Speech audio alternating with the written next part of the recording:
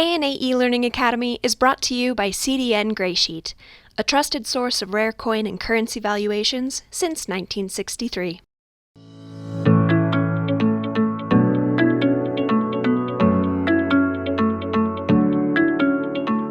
Well, hello everyone. Thank you for joining us today for the ANA eLearning Academy. The ANA would like to thank our e-learning partner Graysheet for their support of the e-learning program.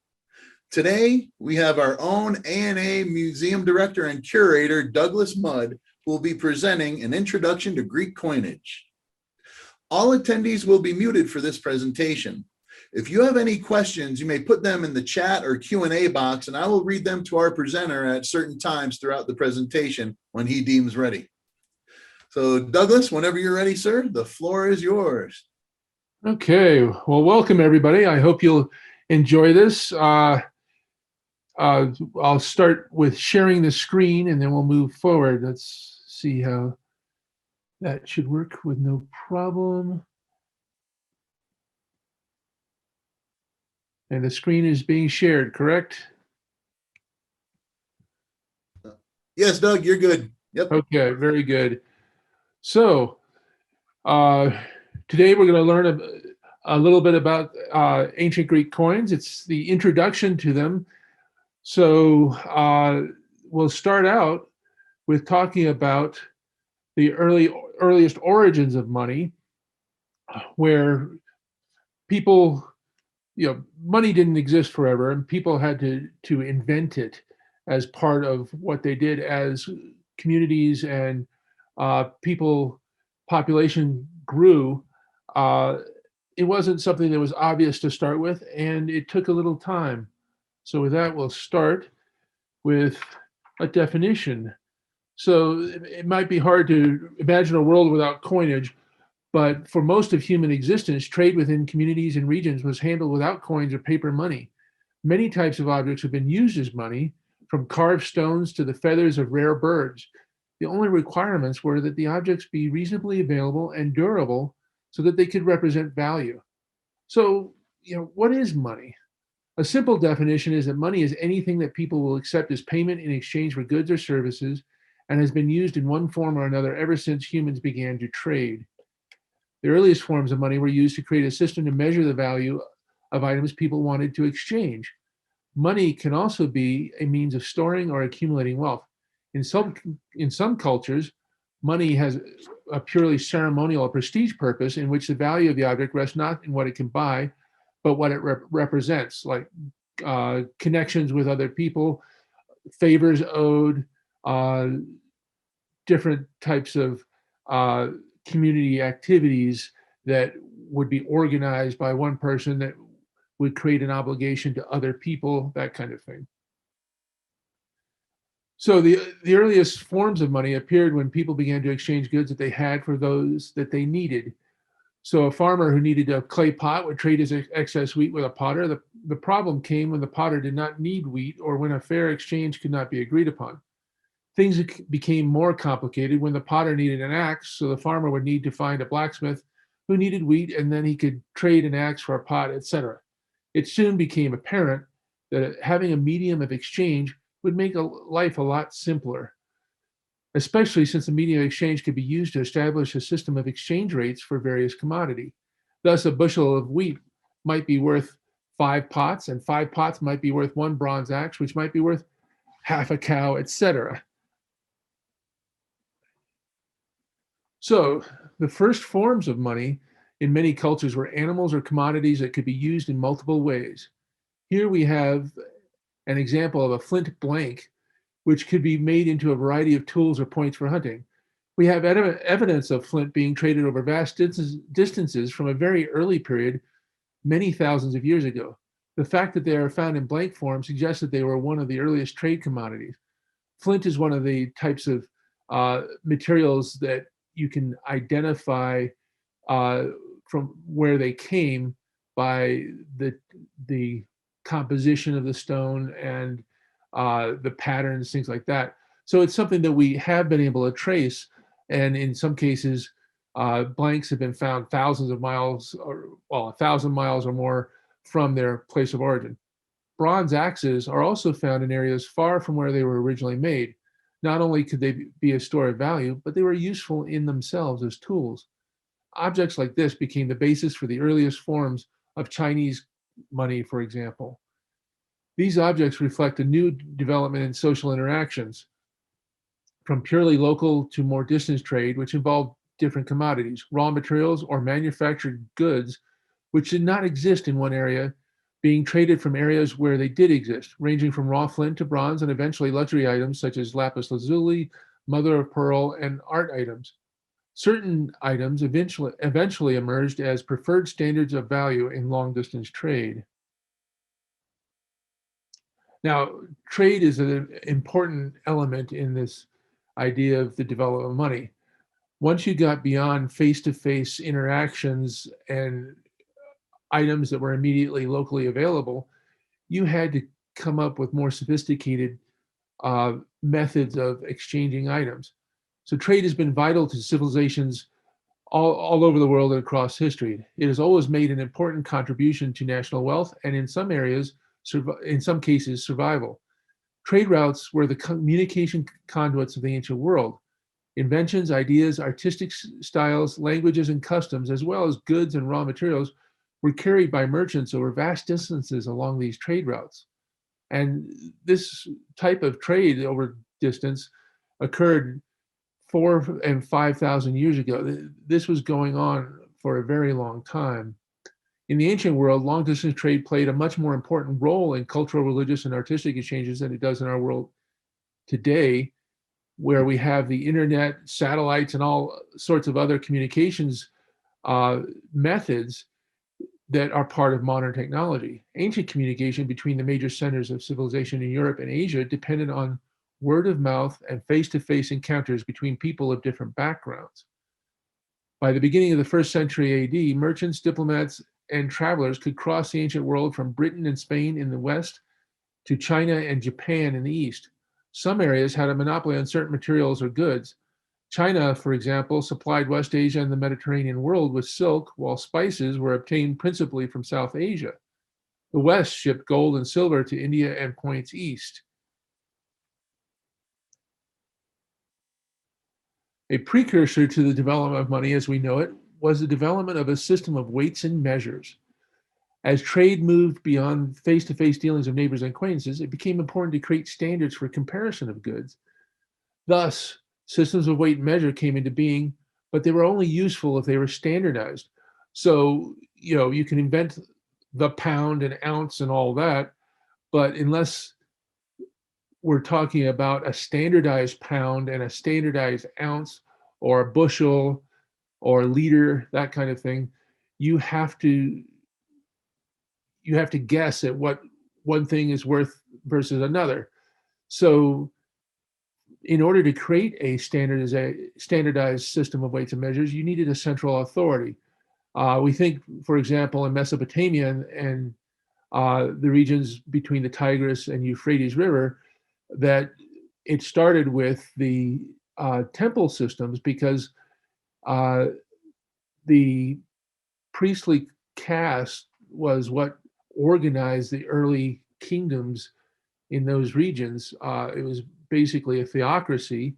And from early times, they began to organize labor in order to create systems of agriculture for the canals and water systems to produce more food. And as part of that, they also created a system of taxation and storing of food for emergencies. That centralized authority was able to create systems of weights and measures in order to record what was owed to them and what would be doled out as necessary. So by 2000 BC, Egypt, Mesopotamia, and China had all developed standardized systems of weights and measures.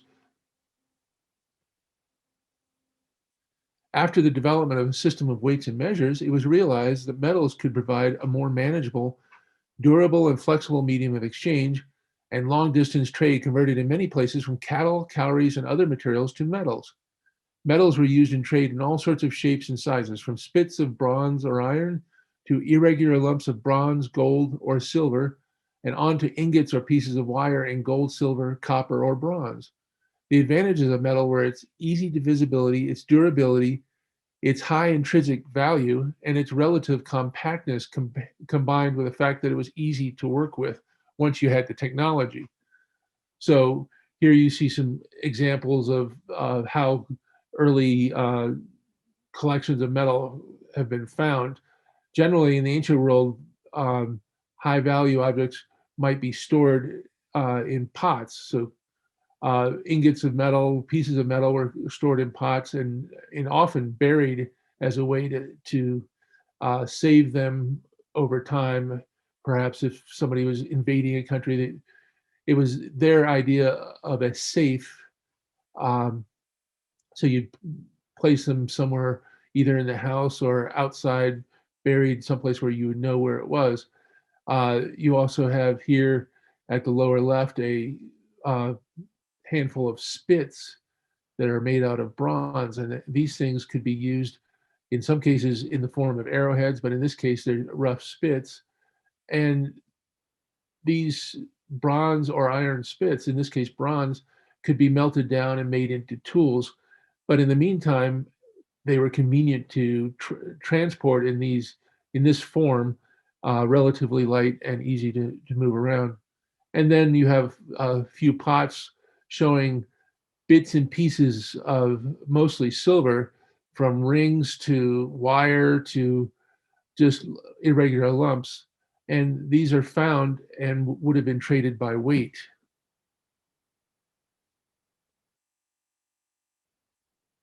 So the use of precious metals as money began with the ancient civilizations of the Near East and China. As early as 2000 BC in both Mesopotamia and Egypt, there emerged the practice of carefully weighing pieces of gold and silver to determine their value and paying tribute to local rulers, placing offerings at sacred temples, and performing business transactions.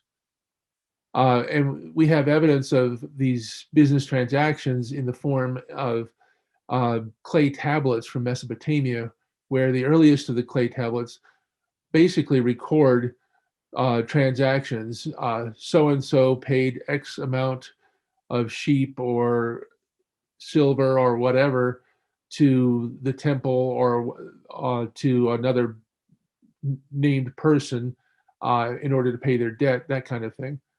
At first, metal objects were used, including spits, cauldrons, and tripods in Greece, rough bronze ingots in Italy, or copper, silver, and gold rings in Egypt. These evolved into irregular lumps of silver, gold, electrum, copper, or bronze that were valued by weight. A hierarchy of value was developed for these metals as trade increased. So gold was the most valuable. Electrum, which is a mixture of an alloy of silver and gold, would be next. Then silver, copper, bronze would be that hierarchy. Eventually, merchants began to mark ingots and lumps so they could tell their value without weighing them, thus taking the first steps toward the invention of coins. Replicas of metal tools and refined ingots and dumps of gold, along with imitation cowrie shells, were all used as money. So here we have an example of an early form of money in Italy, where outside of the Greek cities of southern Italy, the adoption of money was a little slow. And the Romans, for example, were using, and the Latins, central Italy, the various tribes, used bars such as this, ius signatum, which is a marked piece of bronze that would have weighed basically 5 Roman pounds. Now, this is a fairly large piece and could be broken into pieces, which we find quite often to be used as money. Or you have an earlier type of ingot, I guess you'd call it, the Electrum dump from Asia Minor, where Electrum, the alloy of silver and gold, which is naturally occurring in the region, you could actually pan for them in the early days of the 8th and 7th century BC and come up with Electrum pieces. this would have been a small piece that could have been used by weight. Now, bronze spade money in China, we can trace the evolution of the earliest forms of money from the use of tools like spades and knives and other things, where the original tool would be what you would use to dig with or whatever, but they would evolve over time into smaller and lighter pieces to the point where they could no longer be used as a spade, but they kept the shape and they were used as money and included marks as to uh, the authority that issued them and what their value would be. And in the case of China as well, you'd also see replacements for cowrie shells, which are an ancient form of money in China and much of Southeast Asia. And they would actually create replicas of cowrie shells, most often used in burial situations, much like as in the modern day, money is still used in burial practices where um, they use what is known as hell money, the paper money from the hell bank. Um, the practice of using replica money is very ancient in China, so it was uh, used as much as in the 10th century and perhaps earlier, BC.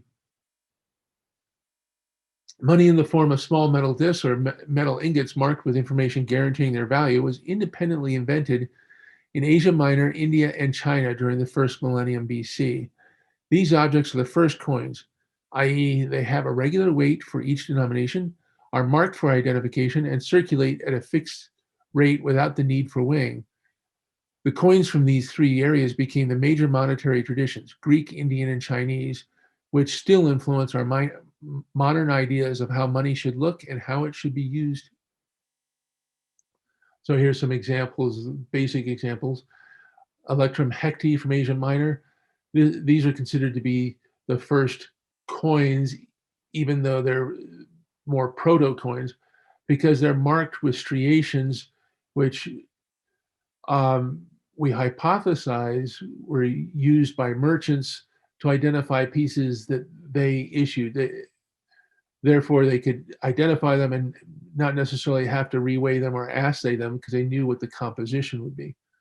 In India, you had pieces like this, the silver karshapana, which has a number of different stamps on it. And it's thought that these stamps represent different merchants, much like in the modern period, the Chinese counter-stamped or chop-marked silver from Mexico or United States and other countries to show that each merchant had examined and determined that the pieces were pure silver and of correct weight. And then you have in China the first appearance of what are known as cash coins. China went a different route from the other areas where they didn't actually use precious metal in the form of silver or gold for coinage, but they used copper or bronze, and these pieces were of very low relative value. They could be used for very small transactions, but in order to use them for larger transactions, they'd have to put them in strings of 100, which is very different from the West European, Middle Eastern, North African model, where the coins initially are very high value. Something like this Electrum hecti could be worth 3 or 4 weeks labor for an average laborer. So it's a very high value item. Now, the earliest coins in the West were invented in Asia Minor in the Kingdom of Lydia in that region. And they were made from electrum, a naturally occurring alloy of gold and silver, as I've said, which was found in the rivers of Asia Minor. They were most likely introduced by merchants. Soon Afterwards, though, the kings of Lydia began to issue their own coins, beginning the long tradition of government-issued coinage that continues to this day. They began with geometric shapes pressed into one side of a blank dollop of Electrum. Designs began to appear early in the 6th century, actually a little bit earlier than that, even late in the 7th century.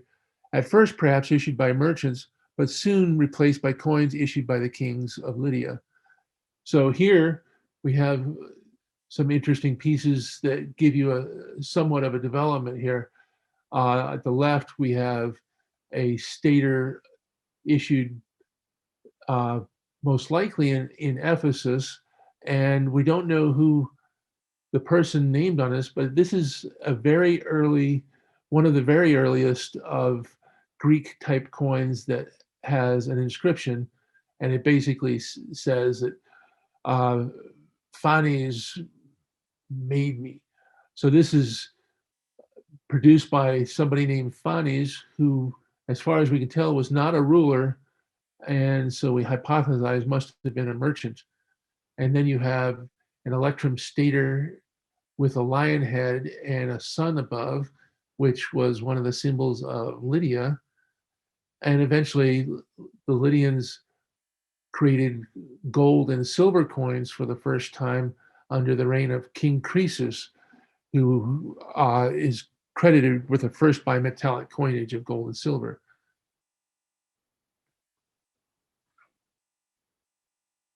Now we're going to start talking about Greek coins exclusively.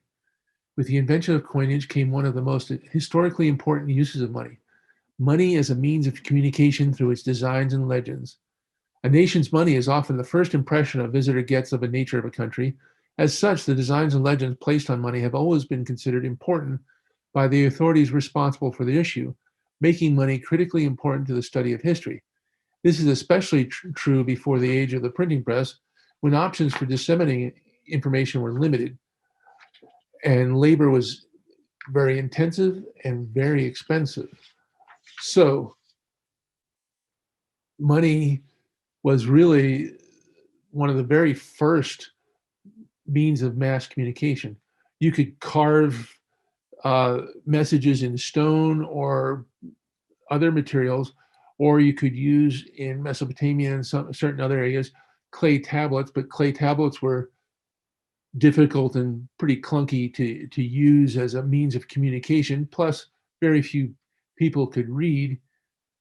Coins, on the other hand, combined messages that were done in symbolism, representing the ruler or representing the city, with limited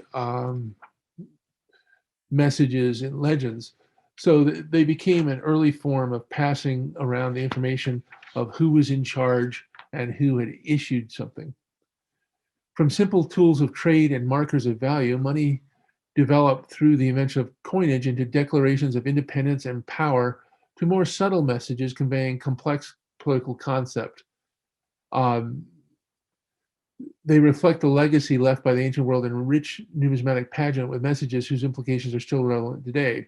Many of the early symbols and methods of conveying ideas are still used today. Anything from the representation of what an eagle or a crown, all that kind of thing represents is directly due to ancient Greek and later Roman models. Greek coinage covers money which circulated over a vast area for over 1,000 years. Greek speakers could be found in the ancient world from the Atlantic coast of Spain in colonies that were set there to the borders of India. The era of Greek coinage ends with the rise of the Roman Empire, though local Greek issues continued well into the imperial period. So we'll be talking about basically from the origins of Greek coinage, what we call Greek coinage in Lydia, up until the advent or the end of the Hellenistic empires about 30 BC with the fall of Egypt to Rome. Now we're going to talk about how coins were made, how Greek coins were made specifically. And they were made by impressing a design carved on the face of two metal bars known as dies onto a piece of metal that would become a coin. This was done by placing a flat piece of metal, the planchet, between two dies, one of which, the anvil die, was mounted into an anvil, and the other, the punch die, held by hand and then hammering the punch die onto the planchet. The result was a coin with an impression on two sides. This is essentially the same method used for modern coin minting, which is really impressive when you think that 700 BC, 650 BC, let's say, they had invented this system, and today the only difference is how we actually impress the dies onto the planches. We use machinery, hydraulics, electricity, that kind of thing. But in the meantime, the only thing that's changed is the way that the items are impressed. The actual use of dies and the engraving, all that are extremely similar to what was done 2,700 years ago. The basic tools used in ancient coin production were the two dies, a hammer, tongs, blank metal planchets, and an oven for heating the planchets. With these simple implements, coiners were able to produce the amazing miniature works of art that we admire today. A basic minting operation would consist of a cellator, a die engraver, a malleator, the person who hammered the dies, a suppositor, the person who placed the planchet and who might also hold the upper die, and a moneyer who was responsible for quality control and accounting. And also, incidentally, the moneyer was responsible for these things. Well, if they created incorrect weights or were dishonest in any way by uh, alloying the silver or gold with less precious metals, they could also be responsible with their lives. The moneyer position was important and was a trusted position. Also, uh, was very responsible in the sense that they were required to produce money to the right standard. Here's a nice image of how coins were made. You can see that the hammer is a very large and heavy type of hammer, and the cellator is actually very heavily muscled because this is hard work. Creating these coins from dies like this is quite difficult and skilled work. I've tried it myself with just tiny little pieces about the size of a dime, and it takes a lot of strength and a little scary because if you miss, you could hurt yourself. You can also damage the equipment, and it's not something you do without practice. Greek die engravers derived their art from the still more ancient skills of the jewelers and signet makers of the Middle East. What is truly amazing is the ancient engravers' ability to create dies in actual scale without modern reduction or magnification tools, and in reverse, especially considering the depth and minute detail of ancient coins. So as we go through this presentation, you'll see some pretty amazing pieces. And when you think about it, none of these pieces are bigger than the very largest of them are about the size of a $50, quite a bit thicker though. But the majority of them that you'll see are quarter sized down to dime sized. And when you think about the designs and how sophisticated they are, and they're all done without magnification, it's pretty amazing the kind of skill that these ancient engravers possessed. Now, this explains the fame earned by Greek master engravers of Sicily, for example, during the 5th and 4th centuries BC, when some of the all-time greatest works of numismatic art were created, and these ancient artists were allowed to sign their works. The Greeks were the first to use money in a way that we would recognize today as well. They were the first to have fully monetized societies where you could actually, in certain cities, do any transactions you wanted with coinage.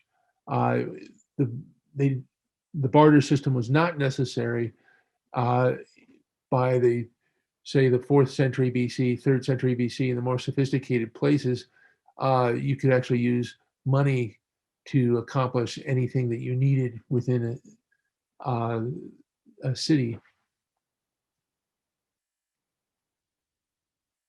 Now we're going to talk about the characteristics of the different Greek coins. Now, the Greek alphabet developed from the Phoenician alphabet. Phoenicia was located basically where Lebanon is today in the Eastern Mediterranean. The Phoenicians were the first to create an alphabet in the sense that we think of it, where with individual letters that represent parts of a coin, not of a word, not necessarily phrases or multiple syllables, as in, say, the Chinese system or earlier Mesopotamian symbols, where they were phonetic but also symbolized certain actions. So they were pictograms. The alphabet, as the Phoenicians use it, is the first of what we would recognize as an ancestor of our alphabet. The Greeks developed theirs from that. There were regional variations, but by the 4th century BC, a standardized format was used throughout the Greek-speaking world. Early Greek coins during the 6th century, early 6th century, for example, sometimes feature retrograde inscriptions, i.e. written from right to left, indicating the standard conventions that we are accustomed to had not yet developed. So here you see a couple of examples where you have acrogas in Greek letters done in the normal left to right, and then left to right, and then right to left. And you see a table with the different letters and what they could appear as in different forms. Next, we go to the Greek weight systems. So the Greek world was spread all over the place. Each of the Greek city-states was independent and had different traditions. They used different weight systems, and the weight systems became important over regional areas depending on the importance of the individual city, either militarily or through their trade networks. Understandably, Athens, which became a major trade nexus during the basically the 5th century BC, the Attic system of weights became standardized over a huge area, whereas some others were much more local. But they all played an important part, especially in the first couple of centuries, from the 7th century to the late 5th century, because each area used its own weight system to create its coins. So you'd have the Achaean weight system, where a stater of 3 drachma weighed 8 grams, which is a very different thing from a Aeginetan standard, where the stater of 2 drachma is 12.2 grams. So the coins could be quite different, and it became important to know which coins you had as a merchant. As you can see from the chart, there were a lot of weight systems possible, and they were confusing, to say the least, if you were involved in international trade. With that said, certain weight standards were commonly used for long-distance trade at different times and places. The Corinthian standard was used predominantly in the West, where Corinth had early settled colonies throughout Sicily and southern Italy. Naturally, they would use the weight system of their home city. The Attic standard of Athens was the closest to becoming internationally accepted. In most ports and cities, Athenian coinage was recognized and accepted with little difficulty. And that goes from Spain all the way to Afghanistan. In ancient Greece, money began as cattle and then changed to metal rings, rods, or spits. Metal ingots were stamped with symbols to certify its weight and metal purity, and came in sheets or slabs. Um, so a lot of the words that were used in early money uh, is derived from these earliest forms, types of money that people used. One of the things that occurs again and again is that people, regardless of where they're from and what time period, are very conservative when it comes to money. They want money to be valuable. They don't want to see much change in it. And that goes with the terms used for money. So in the United States, for example, we use the term penny for our cent. The US has never issued pennies, and yet penny, which is a term derived from the British numismatic system, the coin system, is still common today, 200 plus years after we gave up using the penny. It's an example of what was going on even in the ancient world. So the term drachma in Greek is taken from the Greek word to grasp or to hold, referring to the old spits of metal that were used as some of the earliest currency within the Greek world. The individual sticks were called oboloi and came into use around 1100 BC. They gave the name for the obol, or the basic next basic form of the uh, denominations for the Greek coins. So a drachm, which was the word to grasp, is 6 obols, which would be logical. 6 obols is about what you could hold of these old uh, spits of bronze in the ancient period. Now we'll look at Greek denominations. Now, throughout the Greek world, similar names were adopted for coinage. However, the smart trader knew not to trust the name, but to weigh the coins. Though they may have the same name from Athens to Cyprus, they vary greatly in terms of weight and metal purity, and the value of a coin depended on how much precious metal it contained. Early coins were made of precious metals, gold, electrum, or silver.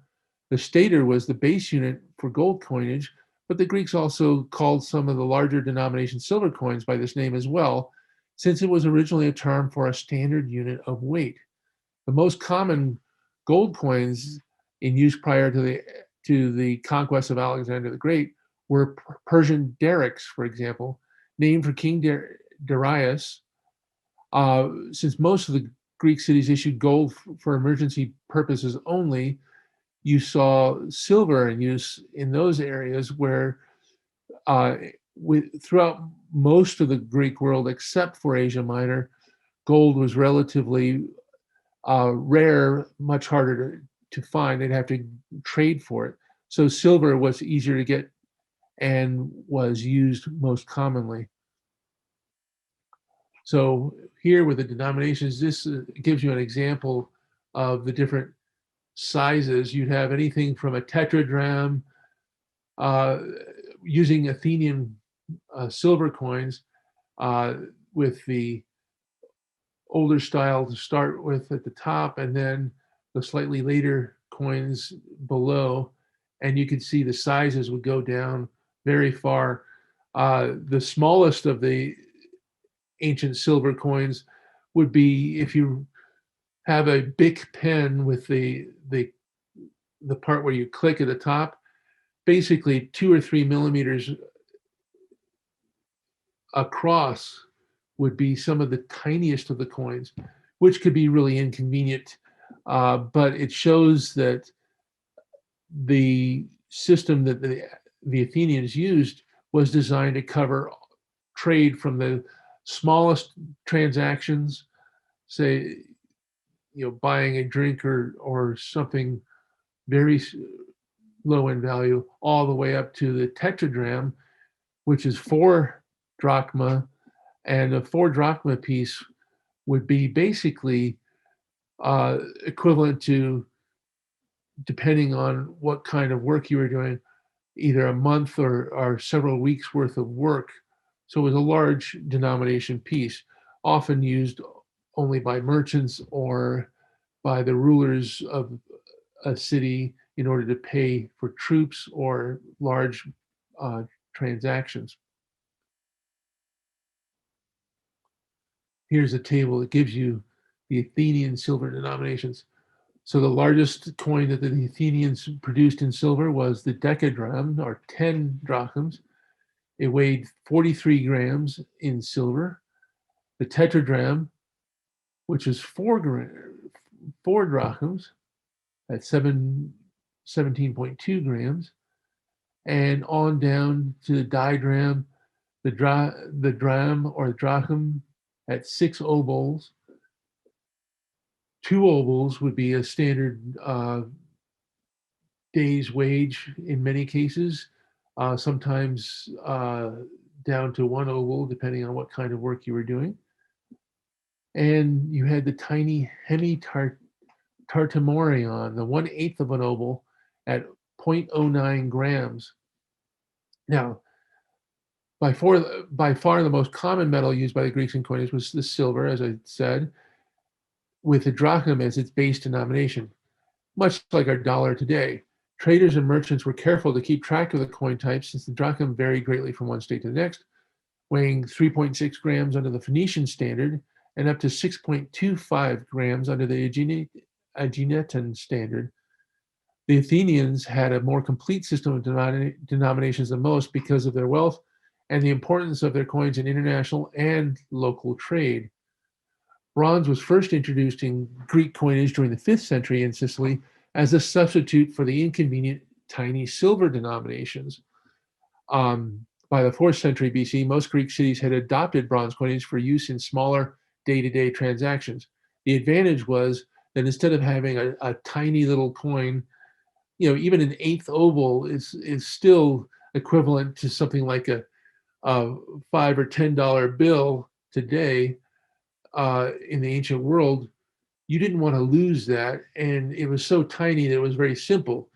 This is where you get examples in Greek plays where they talk about how you would carry the smallest denomination coins in your mouth as a way to keep them safe. It doesn't sound very sanitary today, but apparently it is mentioned a couple times in different plays of Aeschylus and some others.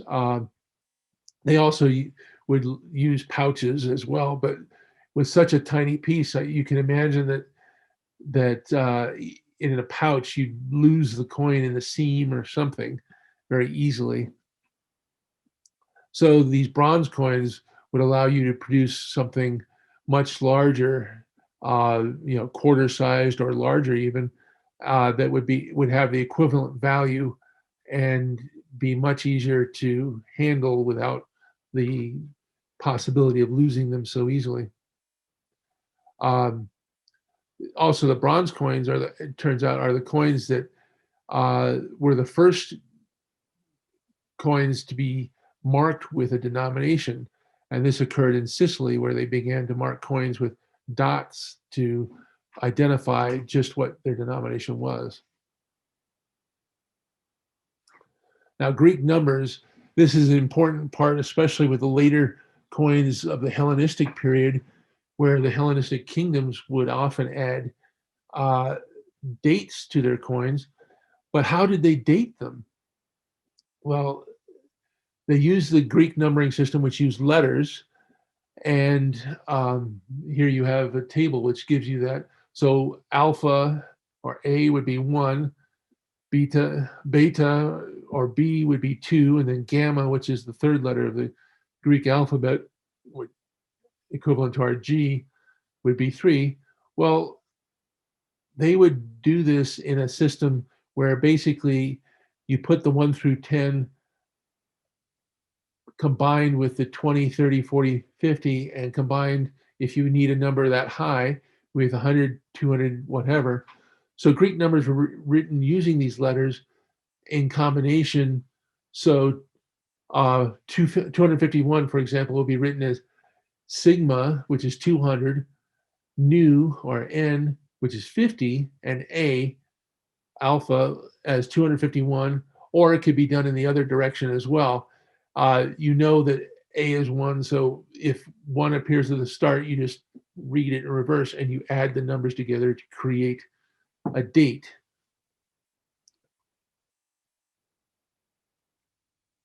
Now, the problem is, what kind of era did they use? We are all used to using the common era, or the dating based on the birth of Christ. Well, the Christian era didn't exist in the before Christ or before common era dates, so they used different systems. So prior to the Christian era, the Romans, for example, used Rome's foundation date, 753 BC, for their calendar, while many Greeks used the traditional date of the first Olympic Games, which were a common element in Greek culture. If you were of Greek extraction and part of what were known as Greeks, you spoke Greek and you had a common cultural tradition, which included the Olympic Games. So the Olympic Games became a common element that allowed people to use the date of the foundation. So 776 BC was when the first Olympic Games were recorded. Now, as with today, they used 4-year intervals. So in the Olympic era, you'd be using 776, 772, 768, et cetera, et cetera. Doesn't allow you to give individual years between them. But they would also use a system where they'd talk about the first Olympiad, the 50th Olympiad, and say the second year of the 50th Olympiad. So it'd be 2 years after the 50th Olympiad occurred. Now, many Hellenistic kingdoms used a regnal year based on the reign of each king. Thus, you might have the years 1 through 20 of King A if they ruled for 20 years. Now, the problem with that is, for historians, is that this system is much less useful, basically because of the uncertainty of what the starting dates are for many ancient kings. So it's complicated, but there are late Greek coins where we can come up with a date based on what's written on the coinage. You just have to have enough knowledge to know what system they might have used, or sometimes you have to extrapolate based on when the coin was likely issued and try to figure out what system they were using. Creates a little bit of confusion, but it's interesting to play around with trying to figure out what date they actually have on the coins. Here you see the Olympic date. The Seleucid date begins at 312 BC. The Pontic date for the Pontic kingdom starts in 297 BC. The Roman with 753, and then the Christian era with 1 AD. The earliest Greek coins began as lumps of Electrum, as we've learned, valued by weight. Merchants began to mark the ingots in lumps, thus inventing the first coins. Soon afterwards, governments took over the issue of coins and have continued to produce the vast majority of coinage ever since. This slide shows some of the earliest examples of coins known, all from Lydia or Ionia, and not identified with a particular city or kingdom. The Temple of Artemis at Ephesus is the key element for our being able to date the earliest of the coins. This Ephesus is located in modern Turkey. It was part of a region known as Ionia to the Greeks. Ionia was settled very early on, before the 8th century BC, by Greek colonists from mainland Greece. And those cities in that region, Ephesus, Miletus, and others, became very important parts of the Greek world. Ephesus had a famous temple that was rebuilt several times during its more than 1,000 years of use, with the first temple dating to the 8th century BC. Precious objects were dedicated to the goddess, celebrated by the temple by burying them on the site. The objects include bronze belts and ornaments, bear's teeth, amber from the Baltic, gold and ivory statuettes, and tiny Electrum coins. The most important group of coins was found in a small undecorated pot datable to 650 to 625 BC.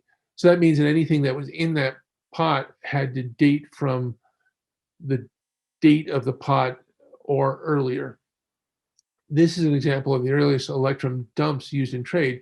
They were produced in different denominations by weight, but had no markings other than a reverse punch. So that's what you see at the upper left here. Striated pieces such as this one are thought to be the next step towards actual coins. So this next coin to the right at the top. The striations may have served as an identifier for the issuer so they could recognize pieces that they had produced. Now, these Electrum coins, recent research has confirmed that the metallic composition of these coins, originally thought to be a random mixture of silver and gold based on what was naturally found, it turns out that these earliest Electrum coins were already carefully controlled in their composition and not random as once thought. So the ancients were able to separate gold and silver and control the amount of gold and silver in the alloy, which actually explains some of the early differences between weight standards. There, in the ancient series of Electrum coins, there's a heavy standard and a light standard in the Lydian series, and it turns out that standard is based on the amount of gold that was in the coins. So the value of the coins actually stayed the same. It was just because of the higher amount of gold in the alloy, the light pieces were worth the same as the heavy pieces. Now, we already spoke about the stater of Phanes, the earliest of the coins with an inscription. All of these coins feature a design such as it is on one side, and they have a punch or several punches on the reverse. It wasn't until later that the reverse punches began to be marked and have designs like the obverse side. Now, the obverse side is what is in the anvil die, and for many, many centuries, and even to the modern day, the obverse side is the lower die that is mounted, and the reverse side is the punch die. And it turns out that the punch die wears out much more quickly than the obverse die.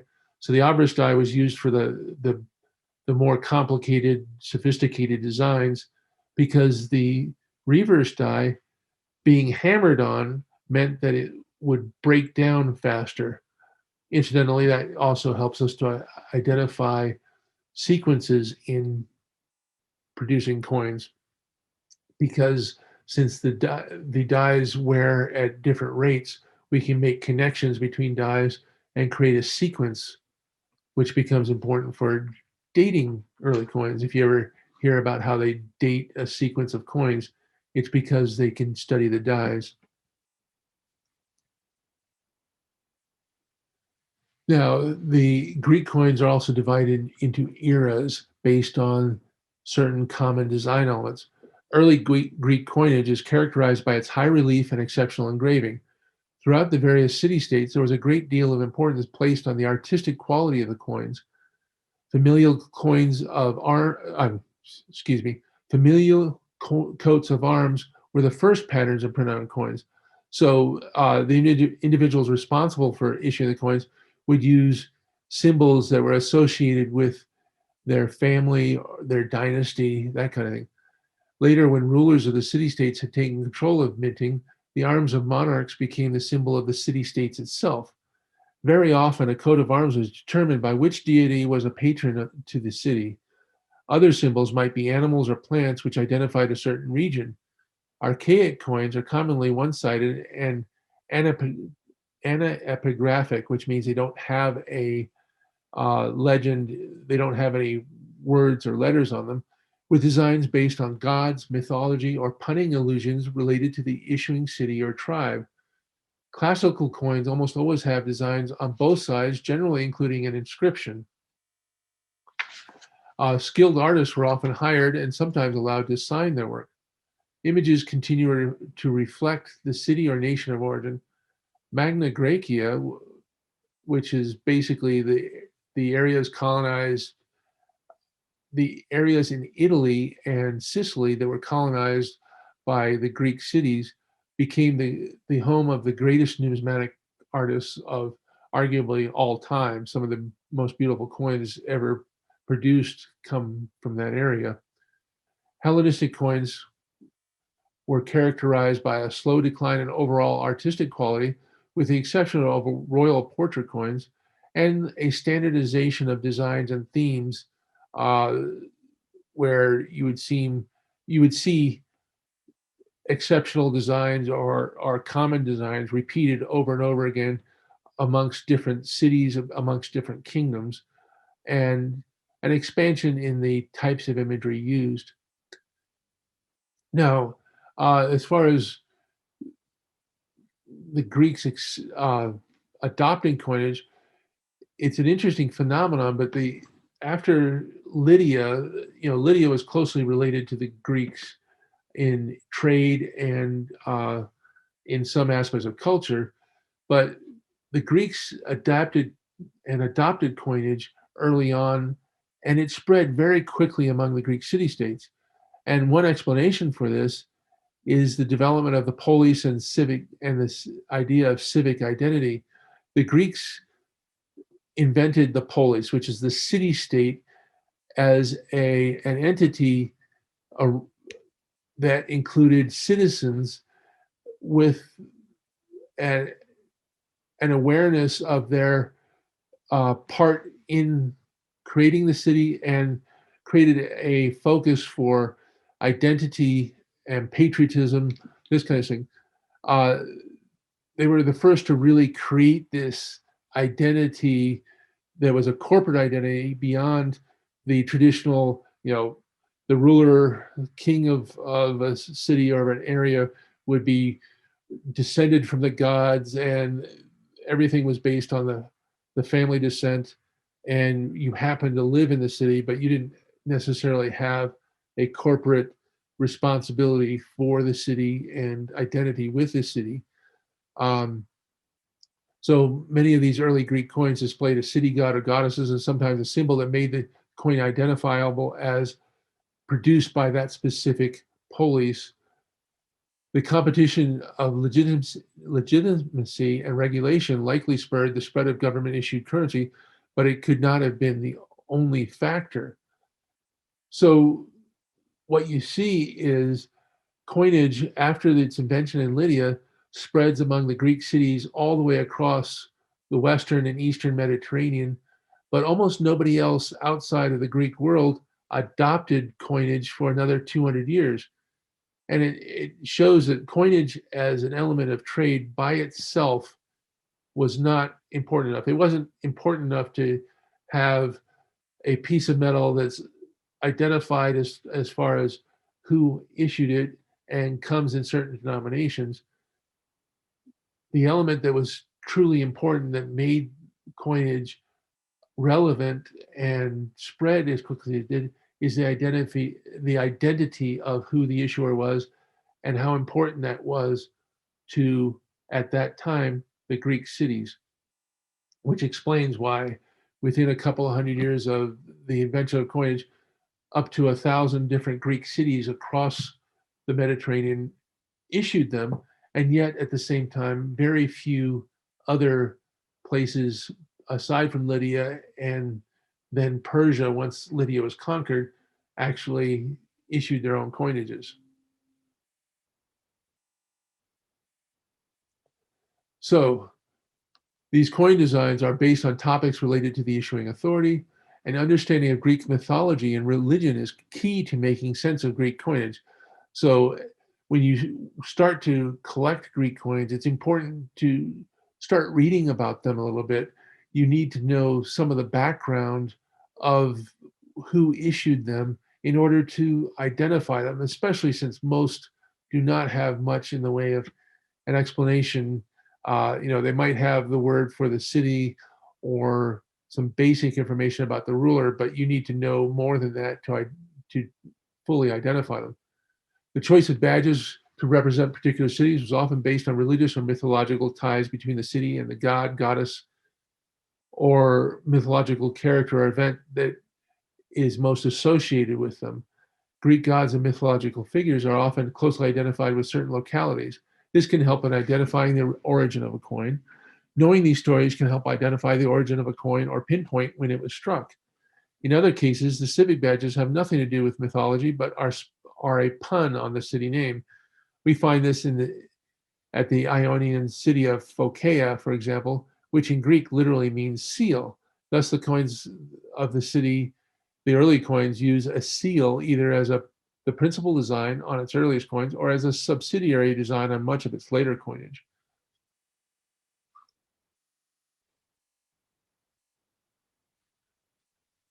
Now, here you have some examples. Athens, classic example where Athens, even the name, is related to Athena, which was their patron goddess. So Athenian coins in the ancient period feature Athena on the obverse, and you see her with her helmet. Athena was the goddess of wisdom and the military arts. So she's always shown with a helmet, and when she's shown full body, she often has a shield and a spear. Um, but she was also a goddess of wisdom as well. So you go to the reverse and you see an owl. Well, the owl was the avatar of Athena. The owl was uh, the creature most closely identified with her. And interestingly, this association is still present with us today because we associate the owl with wisdom, and that association goes right back to the ancient Greeks with the owl being identified as the avatar of the goddess of wisdom in the military arts.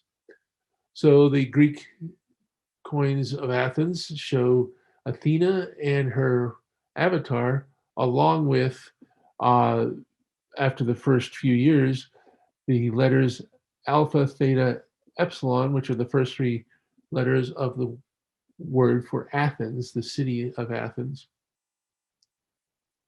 Then you have an example of a Phocaean dram or drachm, and you have a seal on the obverse, and on the reverse you have a mill sail design, which is a type of punch.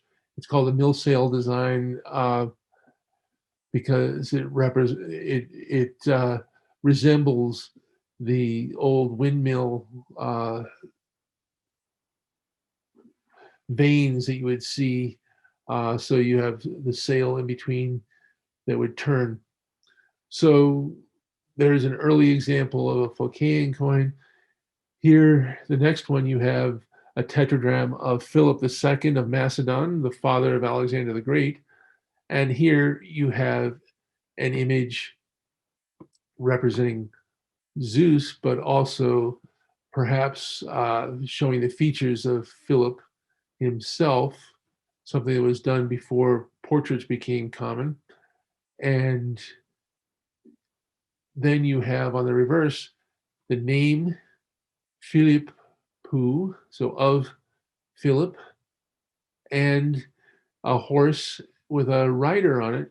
And in this case, that symbolism represents the fact that Philip was extremely proud that he had a horse that won the race in the Olympic Games for two reasons. But first, because he had a horse that won in the Olympic Games, but second, because the fact that he was allowed to race, to place a horse in the Olympic Games, meant that he was accepted as a Greek, which was a question with the Macedonians. They were always considered a bit barbaric by the rest of the Greeks, and the fact that the Olympic Committee allowed them to compete meant that they were considered to be fully Greek, which is an important step for Philip. Then you have the coinage of Metapontion. Metapontion was one of the cities of Magna Graecia, so it's in southern Italy. And one of the things that they were famous for was wheat. The Italian and Sicilian cities, the colonies, Greek colonies there, were famous for their wealth because in comparison with the Greek homeland, they had a lot of arable flat land. So they were able to grow more crops. They were able to raise horses and otherwise accumulate wealth in a way that the home cities weren't able to do. And within a couple of centuries of their foundation, Sicily and southern Italy were proverbial for their wealth. So Metapontum showed its wealth through the symbol of a wheat ear. And this is one of the in-use coinages we'll talk about later.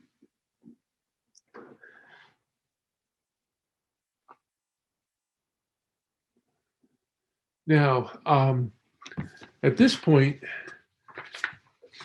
we can either take a break or actually let's take some questions. We're about halfway through here, and if anybody has any questions, please send them in through the chat function, and I will take questions for the next couple of minutes. All right, Doug, thanks. So we only had one question come in so far, and I think it was about the stator from Ephesus by Phanes. Question is that Phanes stator is amazing. Where did the photo come from? Actually, the photo comes from a local collector that we have. It turns out that over the last 8 or 9 years, these coins have become, relatively speaking, much more common than they were before. The only piece that I knew of for sure 10 years ago was at the British Museum. There were perhaps 3 pieces that were known. Now there are about 9 pieces, 10 pieces known. So there are actually individuals that own some of these, and there are some smaller denominations, half staters and quarter stater or third staters that are known with that same design. So perhaps there's up to 20 pieces that exist with that design, with about 9 of them being the stater today. And someone else just asked, can you translate the legend on the Ephesus stator for us? If you did, I missed it. Yeah, it basically says Phanes me in retrograde. And so it says Phanes made me or produced me.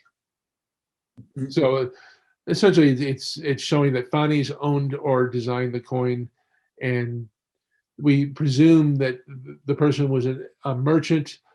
And the reason why we do that is because we have no record of a Phanes as a ruler anywhere within that region. That doesn't mean that it's not possible. It just means that we don't have a record of that. And that could change as new records can be uncovered, but who knows? Yeah, it's difficult for that early period, but it's possible, yeah. So someone else asked, so what is the date for the first coin?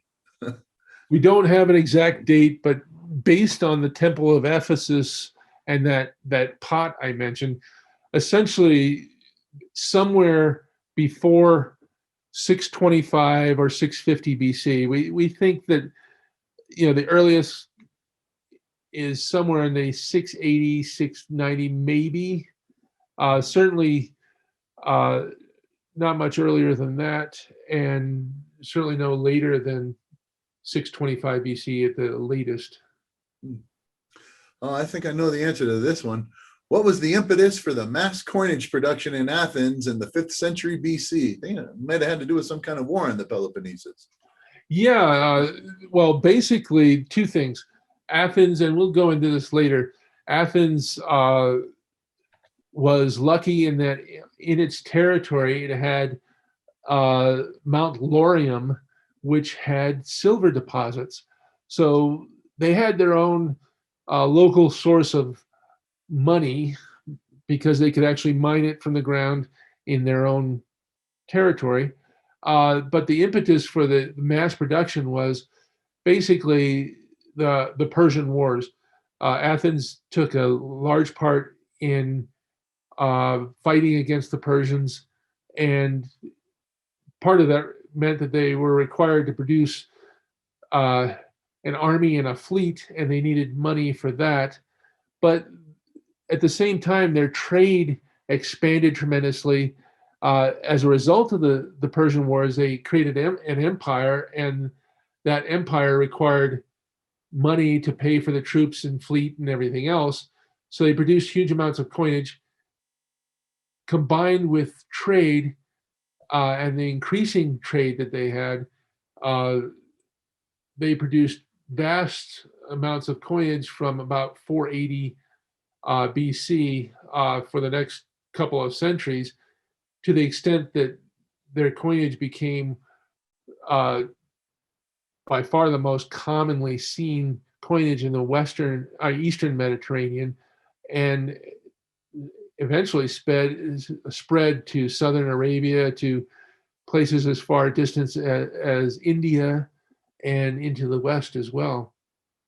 But it was based on trade and their military requirements. Yeah, it was around 483 when they found a ton of silver. Really helped out Themistocles. Yeah, story for another time. Right.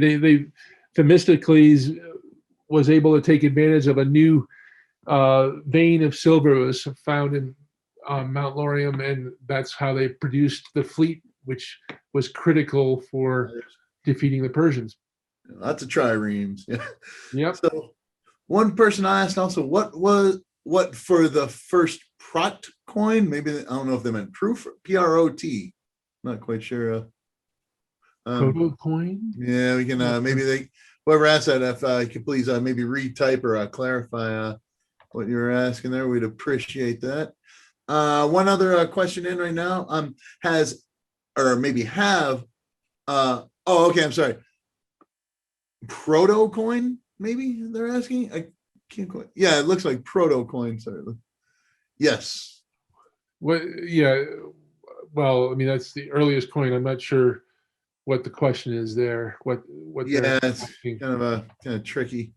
So one person asked, have XRF measurements used to identify the metal composition, including impurities, to check authenticity of these first coins?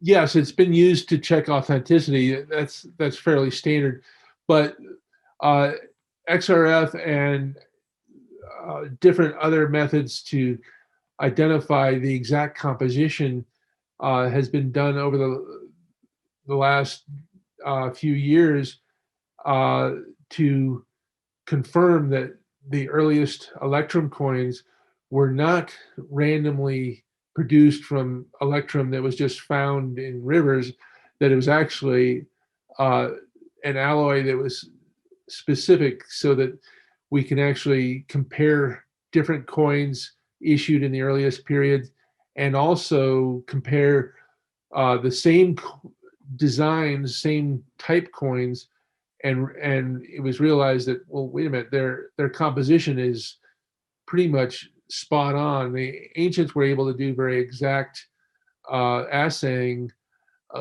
to within very small tolerances.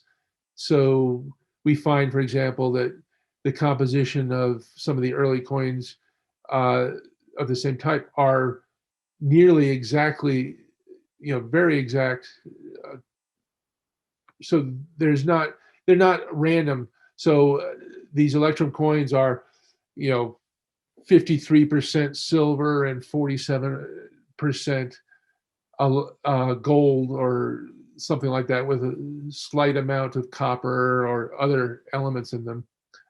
But it's interesting because it was thought for many years that this was sort of random, but it's not. They knew exactly what they were doing, and they were aware of the relative values of silver and gold. Nice. So another question just came in. What was the function of countermarks on the ancient Greek coinage? I've been told it was to validate coinage from a different city. When did countermarks begin? Well, countermarks, well, there's two things. There's either countermarks, which are marks that are used by a different authority to stamp, sometimes the same authority. So Athens or some other state, if there's a change in the coinage for some reason, they might countermark the coinage to show that, well, there's been a change in the system. The denomination has changed, or the valuation for the coins has changed. That's less common for the ancient Greek coins. It was something that came about under the Romans more often. But countermarks would also be used in the case of a coinage that, say, Athenian coins that are being used in distant areas, where an issuing authority would take the Athenian coin, test it or validate it, and then they'd stamp it saying that it is valid to whatever the local system is. There's also marks that you might be referring to as well that are not stamps, but basically they would use a tool to cut into a coin, and those test cuts, as they're known, as opposed to a counter stamp, which would be a mark on the coin that has a design in it, or a regular sort of shape and form. The test cuts, on the other hand, would be to test for counterfeiting. So, you cut into a coin to basically see if it's plated with silver and has lead or copper as the core.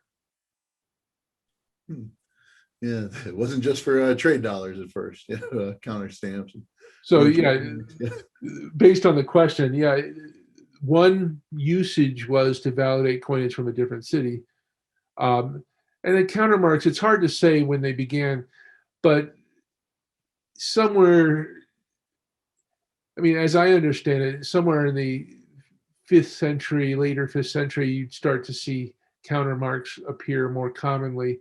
But it's hard to say. I don't know when the earliest ones appeared.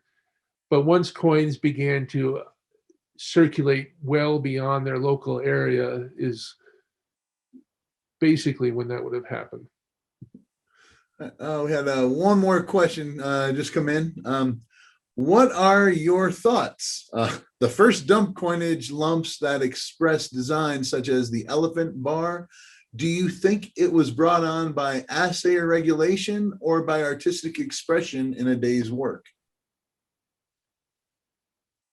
I'm not sure what you mean. The bar, that Roman bar that I had earlier, has nothing to do with that. It's basically it's a further development of what used to be raw bronze ingots, and then the Romans began to put designs on them.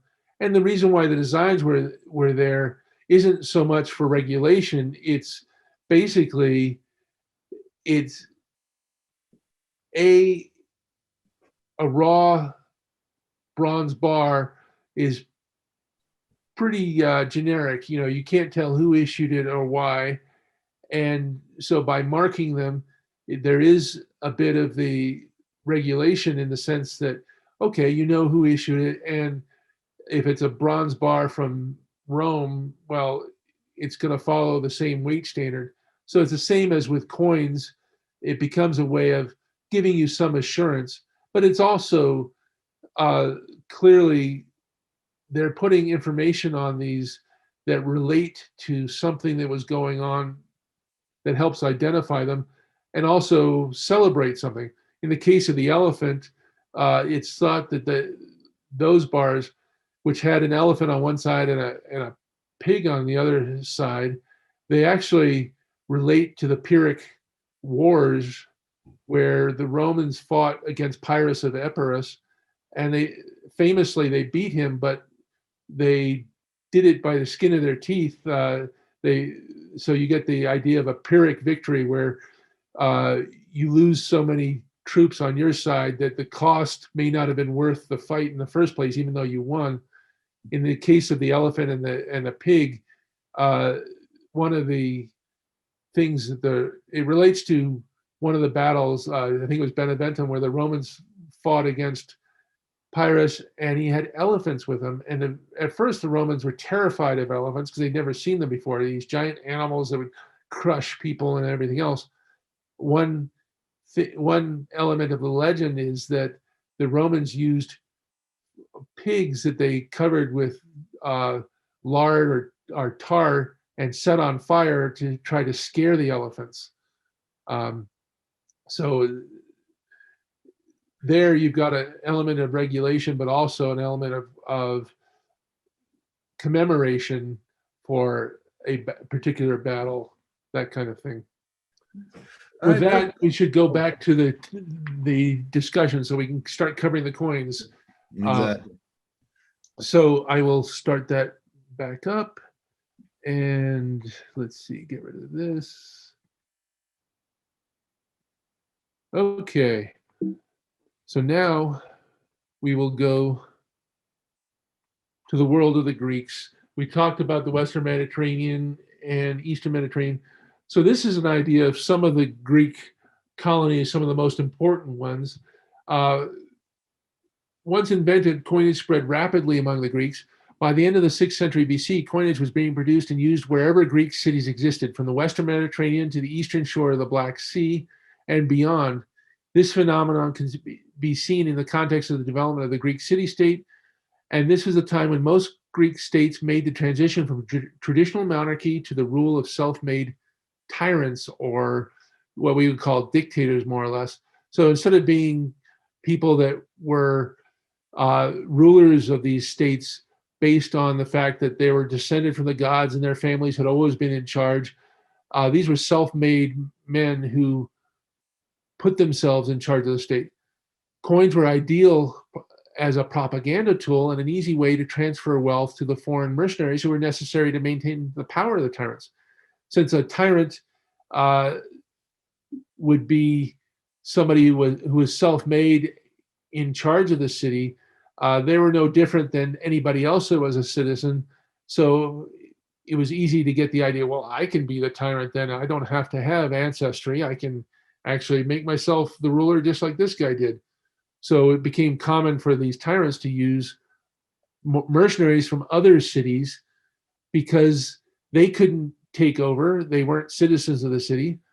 And coins became an ideal way to pay them because they didn't want to be paid in land or property within a city where they couldn't guarantee being able to stay there and be a citizen.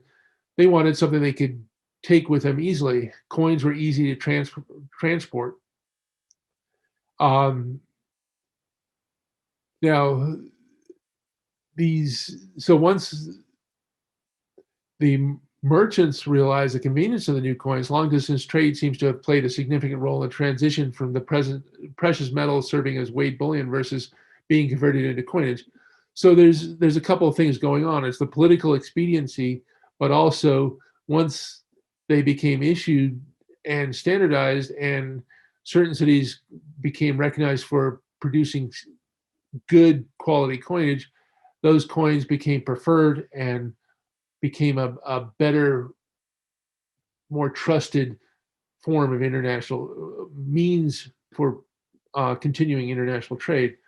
So here on this map, you see the various cities. It also includes the Phoenician colonization. Phoenicia was in direct competition with the Greek cities.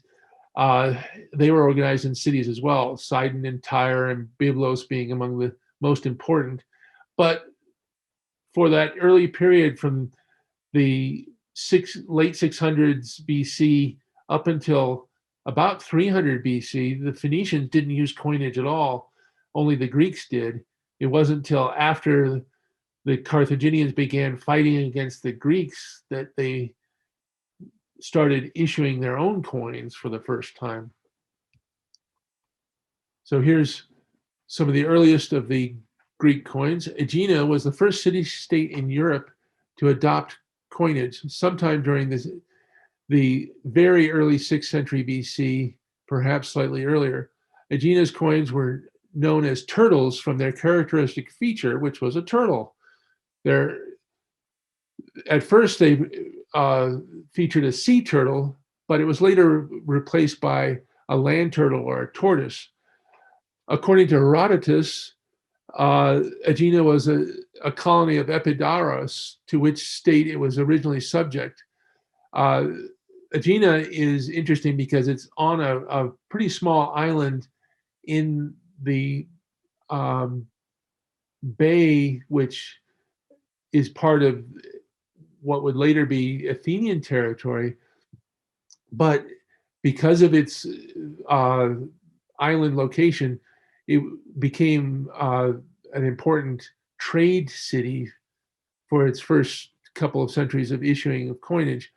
It's thought that perhaps the switch from the sea turtle to the land turtle was influenced by the fact that when Athens became an important sea power and trading state, they suppressed Aegina's naval power. So perhaps it represents that, but we're not sure.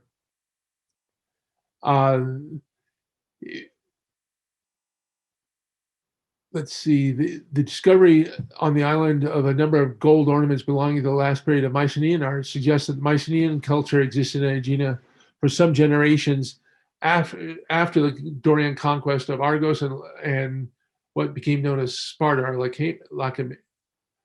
Lacedaemon. So Aegina was an early site for trade, and in part perhaps it's because of its island location, it was able to defend itself when the Greek Dark Age started around 1100 BC, and they were able to survive until the 6th century BC as independent. So here's some examples of their coinage. An early one where you see the sea turtle and the mill sail design on the back. You see that in a slightly later one where the turtle is a little different, it has dots on its back. Then you see the appearance of the land turtle, which incidentally is after Athens becomes the predominant Greek sea power in the early 400s BC. Again, perhaps explaining why the land turtle becomes the symbol of Aegina. And then the later pieces. Aegina kept that mill sail design punch throughout its period of issuing coinage, probably just for purposes of tradition.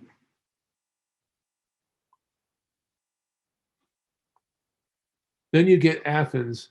Now, Athens was one of the first Greek cities to begin minting coinage. They did it in the very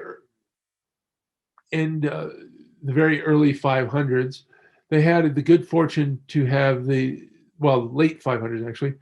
They had the good fortune to have the silver mines of Mount Lorien, as I said earlier. By the end of the 6th century BC, Athens had introduced the design which was to become the trademark of her coinage for the next 300 years. This is the idea of using Athena on the obverse and the owl on the reverse. Incidentally, these coins were nicknamed owls in the ancient world, and they became a recognized and reliable standard for trade throughout the ancient world and were heavily imitated in many areas. So you'll see imitations of Greek Athenian coins in Greek cities as far away as what's known as modern Afghanistan today, and also in southern Arabia, places where in southern Arabia, for example, they probably never met an Athenian, and very few of the people would have spoken Greek, but they copied the coins because they knew the coins to be good silver and reliable trade items. The wealth of the Lorien mines and Athenian trade enabled Athens to become the commercial and cultural hub of Greece for centuries. Pericles, an important Athenian leader, made Athens the wealthiest Greek city-state by moving the treasury of the Delian League, which was the alliance that was created to fight against the Persians with Athens at the head. They basically turned that alliance into an empire, with the Athenians using military power to enforce it. So they turned it into their own empire. The Delian League was a consortium of city-states that banded together to defend themselves from Persia during the 5th century. Pericles turned it into an Athenian empire and extorted tribute from the member cities and islands to build up the defenses of Athens in return for the promise of aid if a threat arose. The coinage of Athens continued to be a strong trade standard until the mid-1st century BC, with few changes in the basic design over the whole of that time.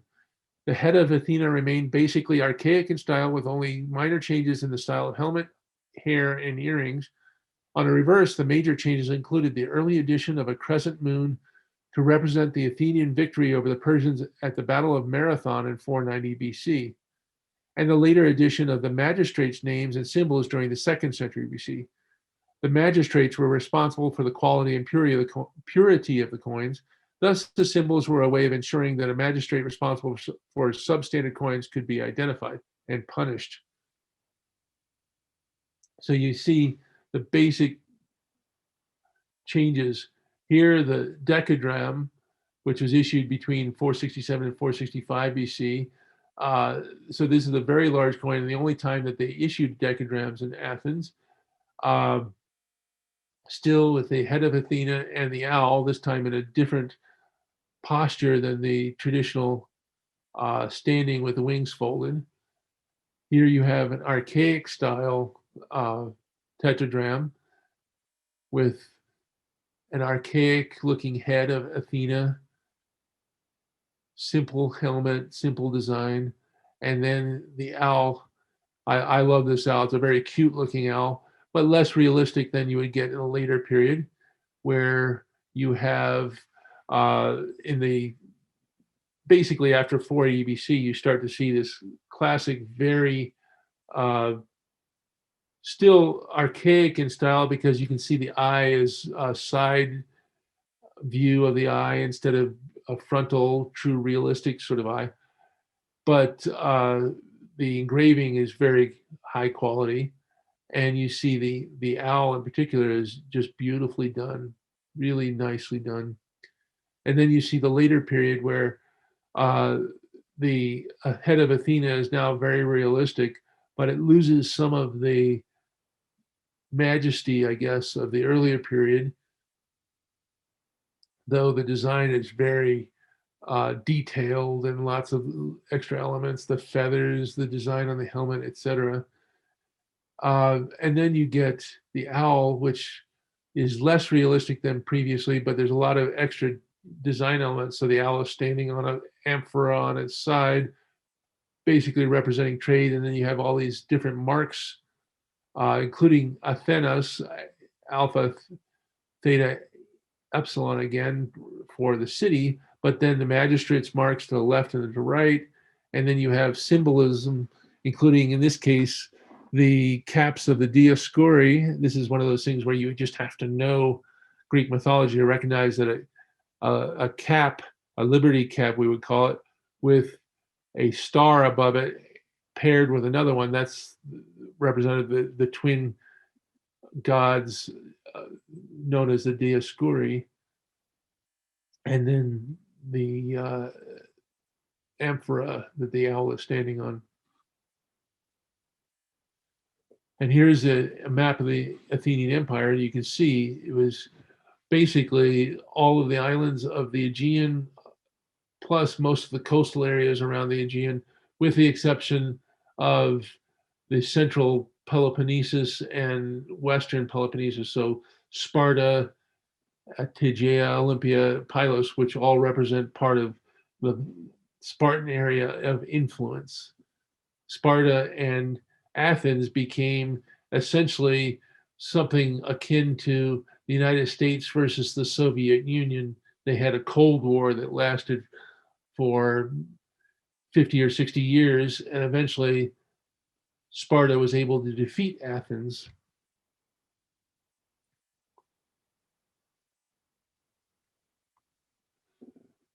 So another important city during the classical period was, and the archaic period was Corinth. So Corinth was a city that, according to legend, was founded by Corinthos, who was a descendant of the god Helios, the sun god, in other words, while other myths suggest that it was founded by the goddess Ephyra, a daughter of the titan Oceanus. So thus the city had an ancient name along with Corinth known as Ephyra. There's evidence that the city was destroyed about 2000 BC and then was rebuilt by Dorian Greeks who came in after that period. In 570 BC, the inhabitants started to use silver coins called colts or foals. Corinth in classical times rivaled Athens and another city, Thebes, in wealth based on the fact that they were located on the isthmus of Corinth. So they had access to the Aegean and also to the Adriatic Sea, because the isthmus of Corinth divided those two seas and allowed them in its narrow land area to dominate trade on both sides.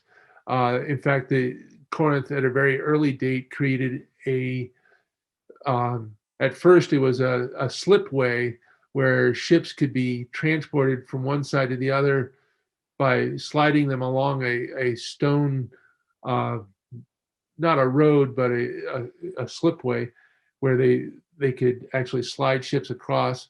And then later they built a canal. So Corinth was a major exporter of pottery to the city-states around the Greek world. You'll see Corinthian pottery all over the Western and Central Mediterranean, and then a bit in the Eastern Mediterranean. Athens later came to dominate the market in the eastern part and eventually the western part of the Mediterranean as well. In 146 BC, Rome declared war on the Achaean League, and after victories over the League in the summer of that year, the Romans besieged Corinth and destroyed the city, which ended the existence of Corinth as the important Greek city-state during the classical world. It was resettled by Romans later, but it was not the same place. Here you get examples of their coinage, and you can see why they're known as colts or foals, because they had the Pegasus as their main design element. Now, the Pegasus appears in many other city coinage because most of their colonies, Corinth created quite a few colonies, and 6 or 7 of them used the colt as well as a memorial to their mother city. You can tell the difference between them because they have the Pegasus, but they'll have a different letter. This letter is an archaic form of K, basically, a kopa. This is how it originally appeared in the earliest Greek alphabets, and this is maintained on the Corinthian coins during the whole period that Corinth produced coinage. This is how you will tell that the coins come from Corinth as opposed to one of her colonies. So here you get a really beautiful example of an archaic Pegasus at the left. And then as time goes, you can see the Pegasus changes. This initial Pegasus is standing on the ground. You can see the ground line, and it has a really beautifully done wing and all that. In later periods, you'll see the colt is flying or standing on the ground line as well. And the design changes a little bit as they become more realistic. The wings become bigger or smaller, depending on the whim of the engraver at the time. You can see originally they had a mill sail design, and then you have the appearance of Athena. Now, Athena was also important to the Corinthians, so she appears on the coins, but she appears on the reverse side, so that it's not the primary side for the coinage. The primary side or obverse side is always the Pegasus, but you can see Athena is done to the latest artistic style and quality throughout their history. So you have an archaic Athena at the upper right, and then you have a more classical, realistic design on the left. And you can see the helmet is very meticulously drawn out. This is what is known as a Corinthian helmet, actually.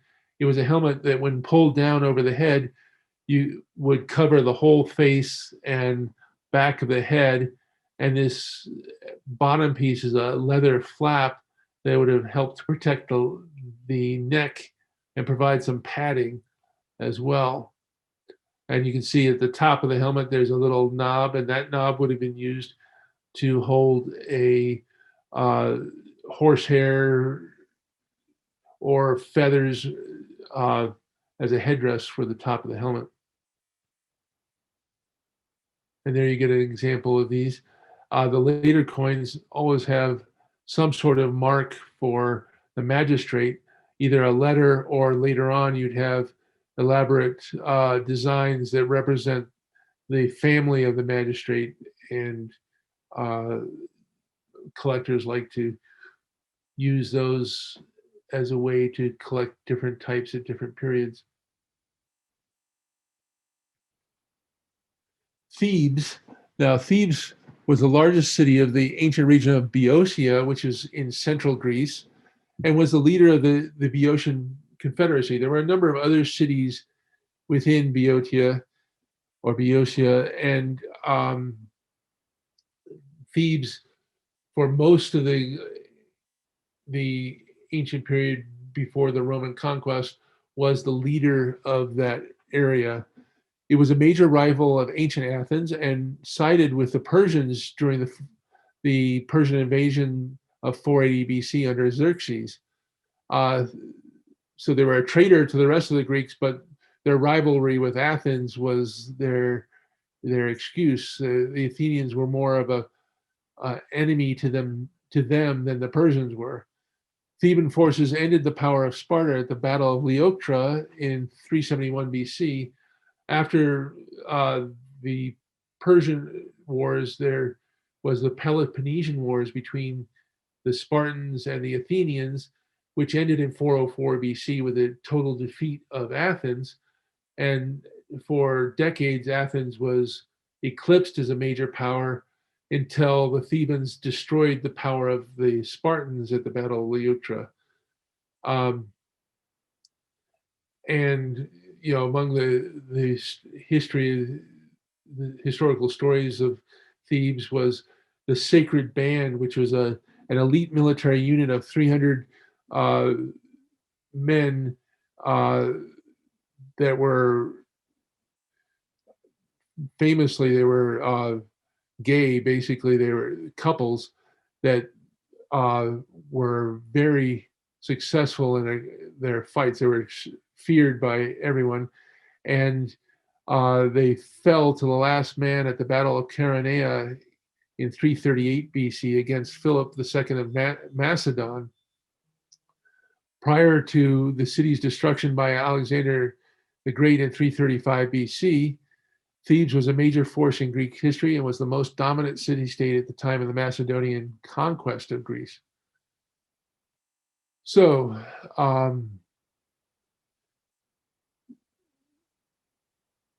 here you get the examples of their coinage, and they always featured the Boeotian shield.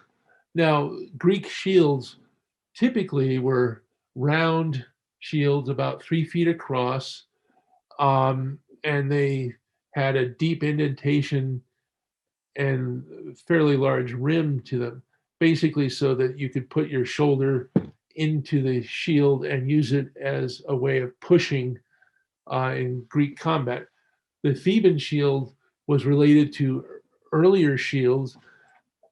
It could still be used the same way as the standard Greek shield, but that opening on within it on either side, it's thought that in earlier types that they could use it as a way to push their spear through that, as opposed to putting it around the edge of the shield. It would allow you for a different way of using your spear. It's not clear that the later Thebans used the shield like that in actual combat. They're shown in artistic representation as using a more standard Greek shield.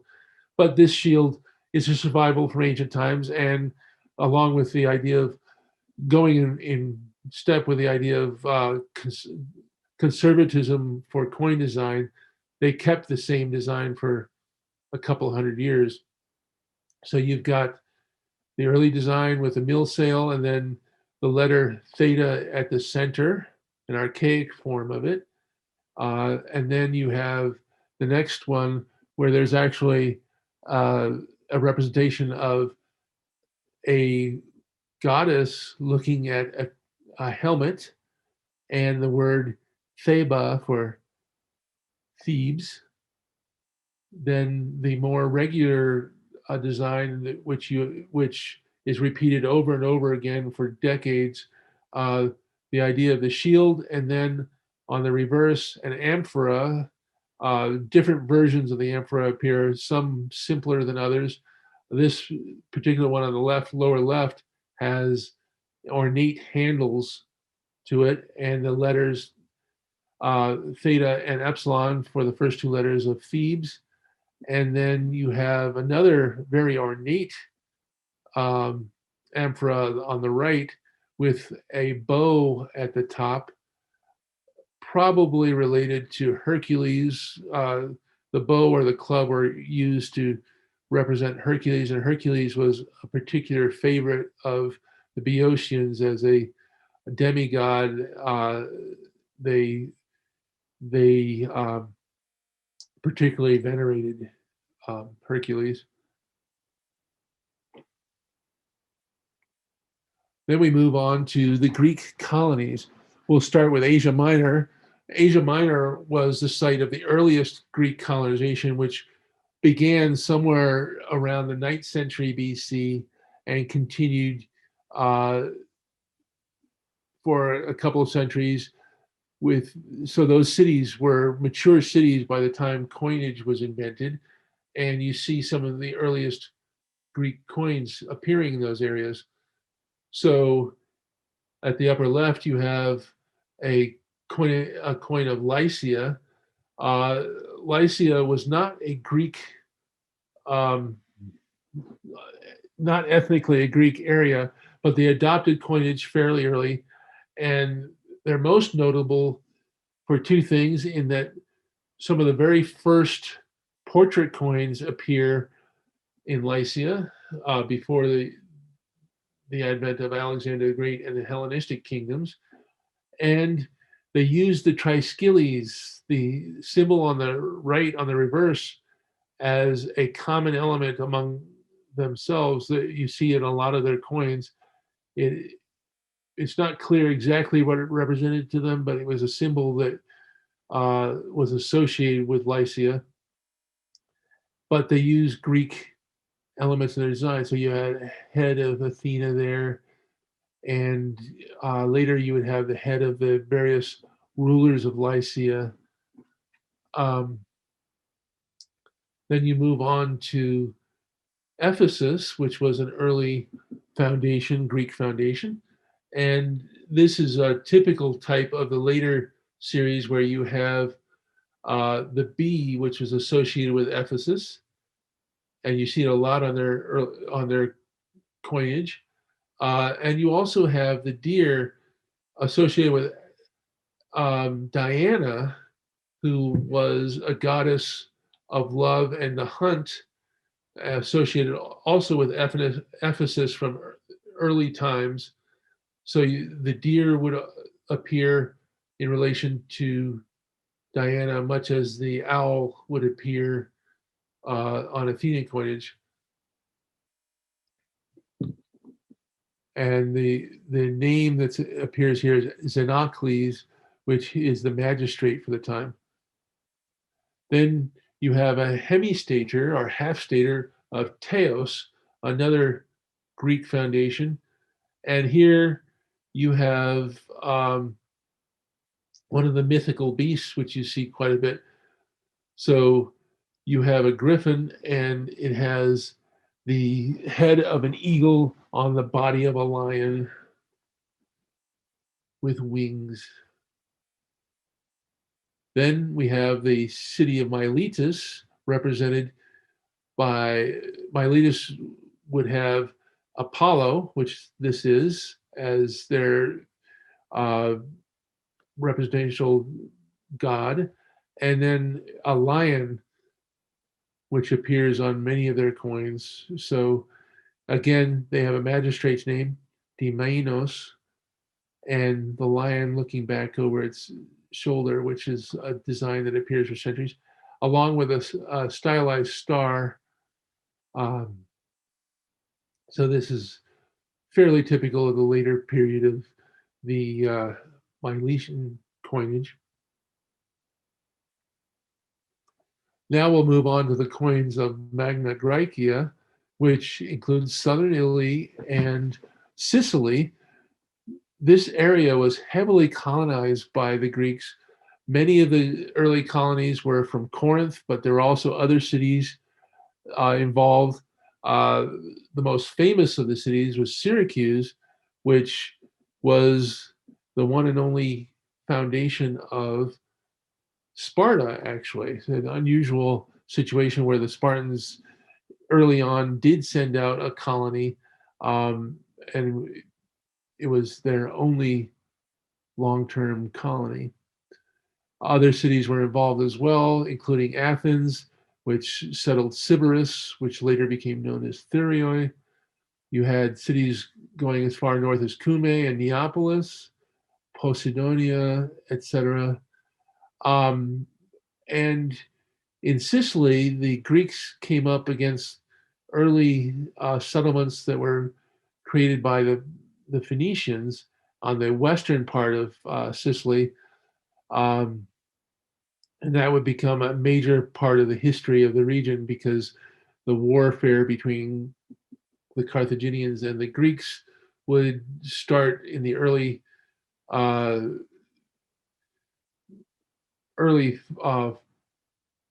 century, so about 480, 490 BC, and continue for over 150 years, sometimes with the Carthaginians almost conquering all of Sicily, and at times with the Greeks almost kicking the Carthaginians out.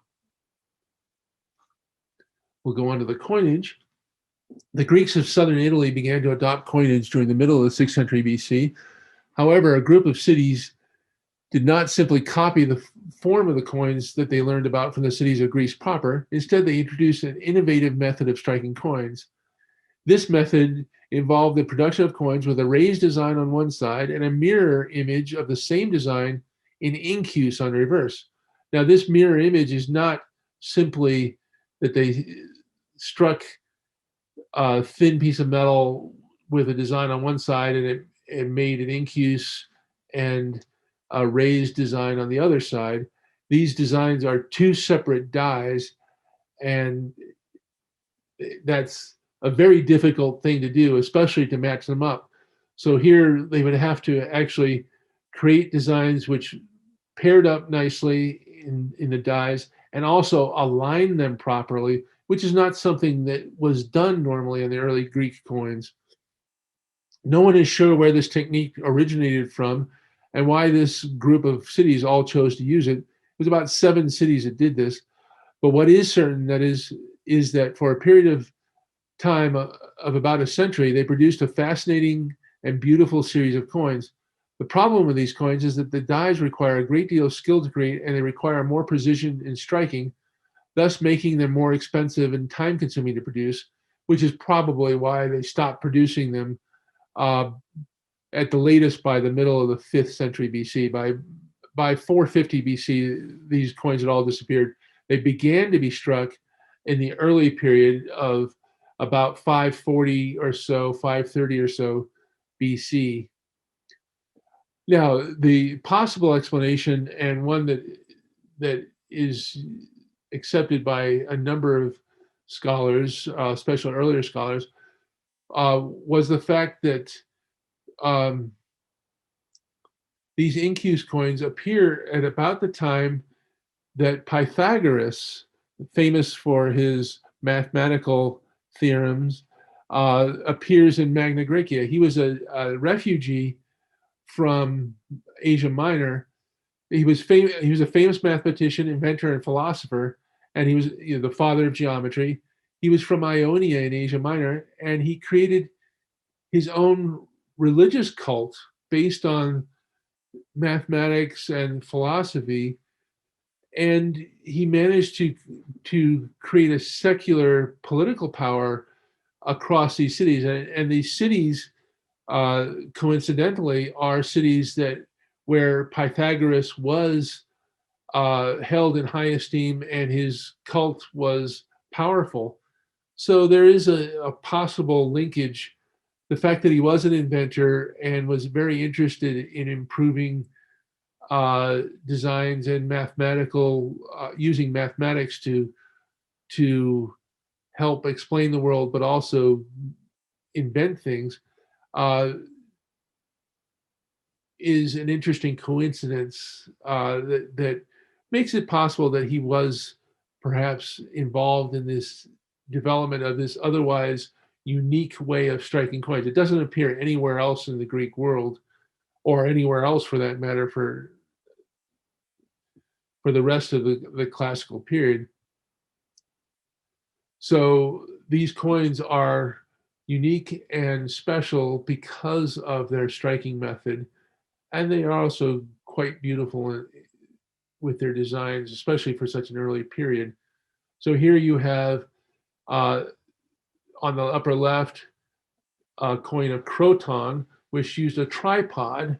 Now, tripods were bronze objects that were used for religious as religious offerings, and also as a way to hold wine, also for cooking. They had a purpose, and depending on their different sizes, they were a utilitarian object, but they had also traditionally been used as religious offerings for a very long time. So there's a religious connotation in them as well. So here you have the coin of Croton. It's got the first 3 letters of Croton using the archaic copa as at Corinth, and then Rho and Omicron. Next you have a coin of a stater of Caulonia, and there you have the copa, or the kappa actually, with alpha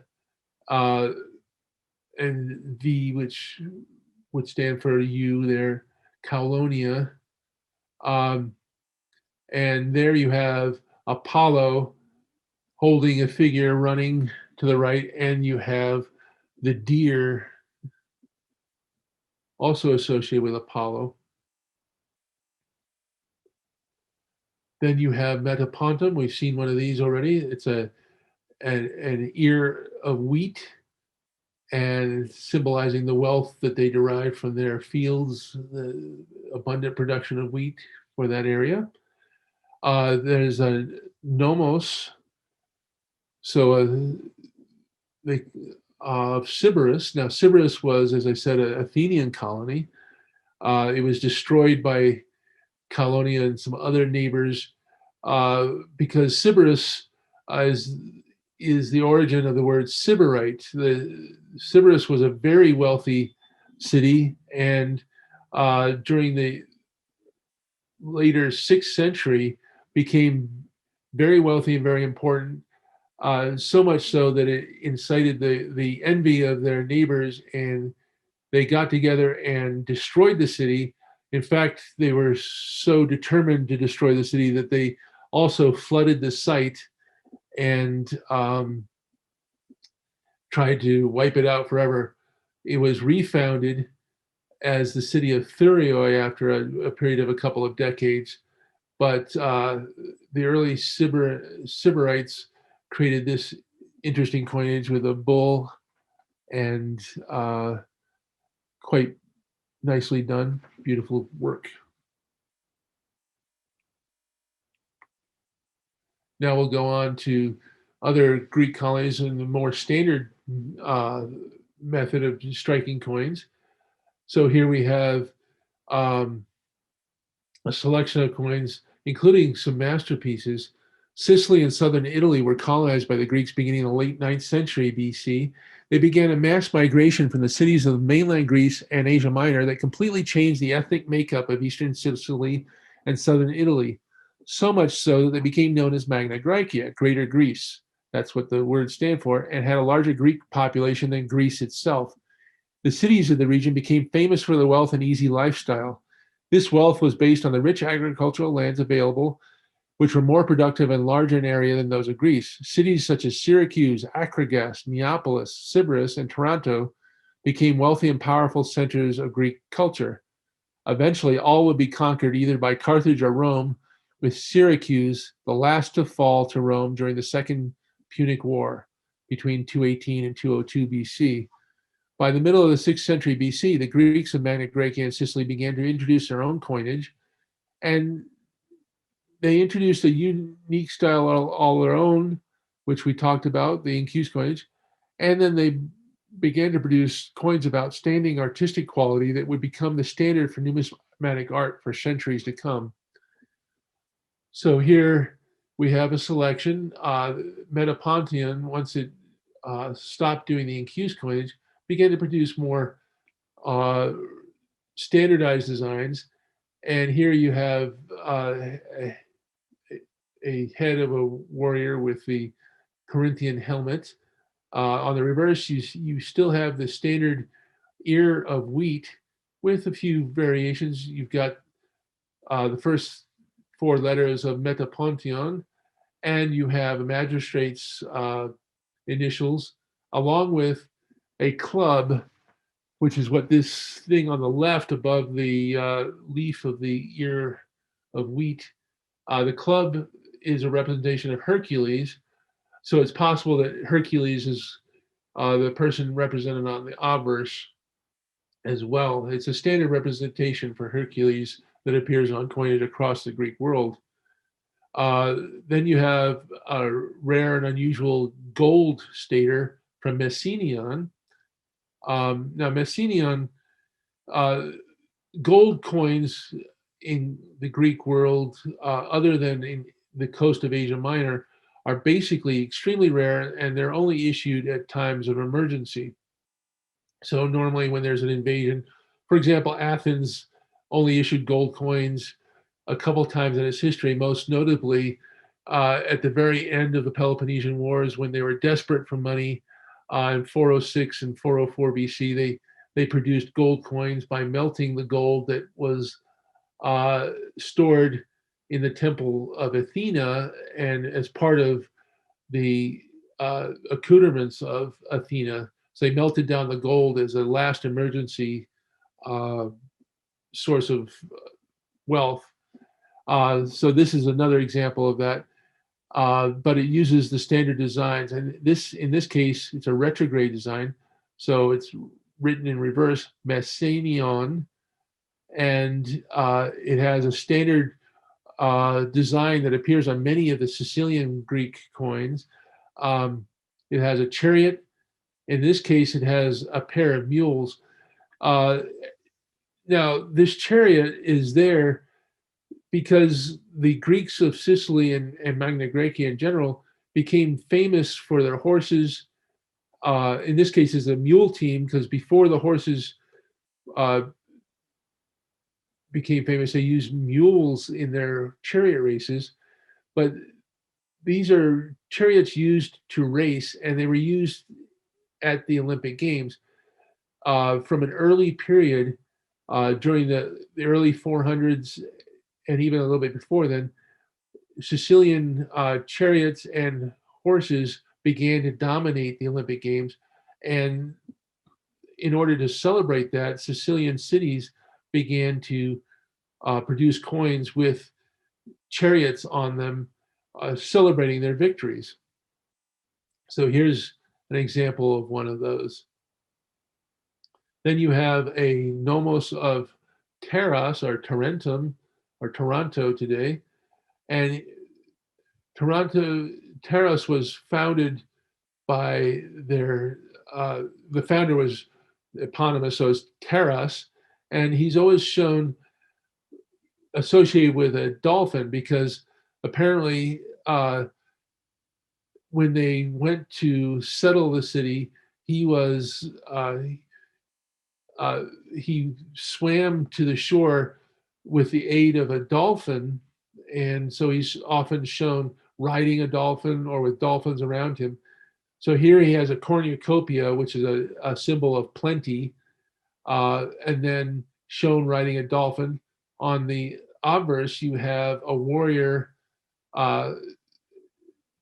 with a spear and also a shield. And it's interesting because the shield and spear combination was unusual. Most Greek horsemen before this time or did not use a shield in combat. The Tarentines or the warriors of Taras were famous because they initiated the idea of cavalry using shields, and for many years, cavalrymen using shields were known as Tarentine cavalrymen. They were a famous type of mercenary. And then you have one of the classic masterpieces of the ancient world, in numismatic masterpieces. This coin of Naxos, which was produced as a tetradrachm and a dram, was produced by an artist. We don't know the name of the artist, but they're known as the Naxos master. Produced this masterpiece in that mid 5th century period, where you have just a wonderful head of Bacchus with the grapevine wreath and then the full beard, just a wonderful portrait. And then on the reverse, you have the image of Bacchus seated and drinking wine from the typical wine cup that the Greeks used.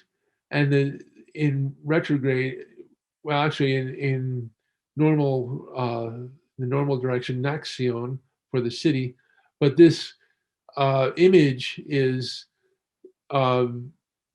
very important because it shows advanced artistic ideas, the idea of foreshortening, so that you have this image of the figure seated with the knee pointed forward, the foot all showing perspective. So artistically, this is important. This is actually Solinus. This is the image of the Greek god with a tail. So you can see the tail at the lower right, and drinking the wine as they should. This is one of the early masterpieces, as I said, a beautiful coin with advanced artistic design elements. Then specifically with the Greek coins of Sicily, you can see some of the beautiful coins that were produced. The coin of Sicily was where you first start seeing artists signing their work, and you can see artists that produce coins for different cities, either signed or unsigned, but you can tell based on the highly skilled work that they did. So here's a bronze hexas of Acragas using the old standard symbol of Acragas was the crab, along with fish below. And then they also used the eagle, and they became known for very beautiful eagles, either in this case killing a dove or some other bird. And then next to it on the right, there's a tetradrachm, which was also produced as a very rare decadrachm, a beautiful decadrachm, uh, symbolizing their victory over the Carthaginians. They were eventually conquered by the Carthaginians and the city was destroyed. But um, and at first they had a major victory, and you see two eagles stooped over a rabbit, and on the reverse you see a four-horse chariot, a quadriga, uh, with victory crowning the quadriga. And then below it you have the traditional symbol of Akragas, the crab in the exergue, or the area below the ground line, which is known as an exergue. We have a tetradrachm of Leontini next. This is a very famous piece because it's known as, it's an early piece with a known artist. We don't know the name, but they're known as the Demeritan artist. They're associated with a series of masterpieces from Syracuse, and in particular, they are associated with the Syracusan coinage because of the appearance of the lion in the lower part of the coin, and the exergue on the obverse where the chariot is. Again, this is a chariot, and it features victory, putting a laurel wreath, presumably for an Olympic victory. Um, the reverse shows the head of Apollo, and the two leaves that are associated with Leontini, along with the head of a lion, normally in the later period, and the first few letters of the name of the city. Then we have a tetradrachm of Gala. Now, Gala also had the chariot, again with victory, but the symbol for Gala was the river god, Achelos, who was associated with several rivers in Sicily, but in particular, Gala used the this bull, this human-headed bull, as their symbol. Very nicely done here, a beautifully engraved piece. Gala was another one of the Greek cities of Sicily that was destroyed by the Carthaginians and refounded by Syracuse at a later period. Now, Syracuse itself, one of the most famous of the cities of the ancient Greek world, but also very famous because it produces some of the most beautiful of the ancient Greek coins. You have the tetradrachm with the standard style and designs that were used by other cities, but the Syracusans had introduced these designs. So you have the chariot again with the victory above it, and then the standard design that appears over and over again on many of the Syracusan coins, especially in the earlier and mid-period, of Arethusa, which was the nymph associated with Syracuse. There's an island of Ortygia at the center of their harbor, and it was famous because it had a freshwater spring that was always fresh and was continually producing water. It didn't run out ever, and it was associated with the nymph Arethusa, and their design typically has four dolphins around it, apparently to indicate that Arethusa is underwater, and this will appear later in designs as the development of the engraver's skill is enhanced. You'll see that with later coinage.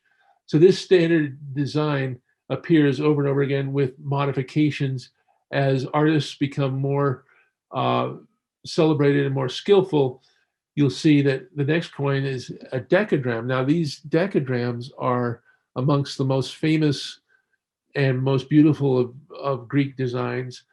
These coins were signed by their designers. So there are a number of famous artists.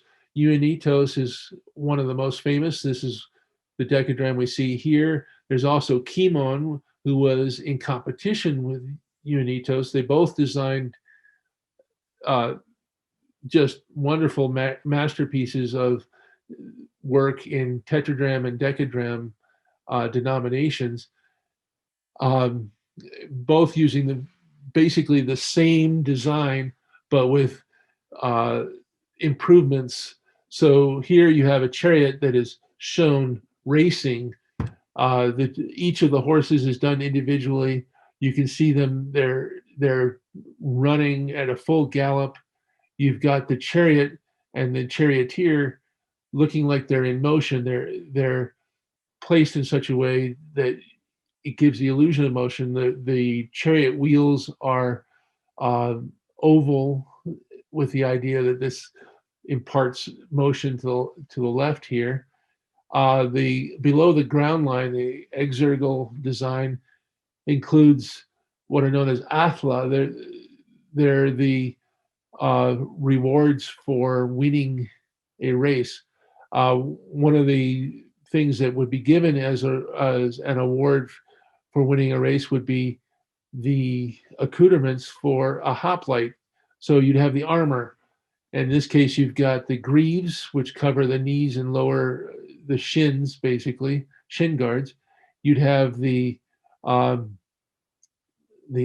for the breastplate and backplate, and then you'd have a helmet. There's also a spear often shown in this, and that gift of the hoplite's armor was a very substantial gift. It's essentially like having a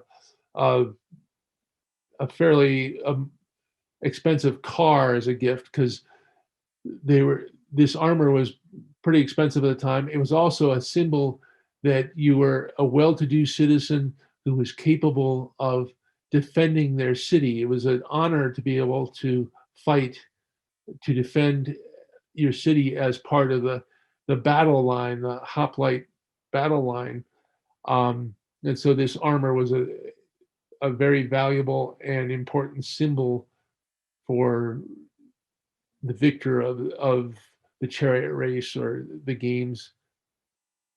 On the reverse, you have Arethusa again, but this time you can see that the hair is sort of disheveled and there's little elements of the hair floating around. And the idea is that this again symbolizes that she's underwater with the circle of dolphins around, but her hair is now floating free. This is one of the themes that appears in these later coins done by the master artists of the time. Then you have a bronze dram or drachm showing Athena as this element on the obverse, and on the reverse you have a star encircled by the dolphins. This is a later design that is associated also with Syracuse. Then we have, in the time of Timoleon, now this is another time where the Syracusans are fighting the Carthaginians, and you have an emergency issue of a gold coin, and you have the head of Zeus with a Pegasus. The democracies at Syracuse were associated with the Pegasus, and so you'll often see Pegasus associated with the first, second, or third democracy on their coins, and it says Syracosion.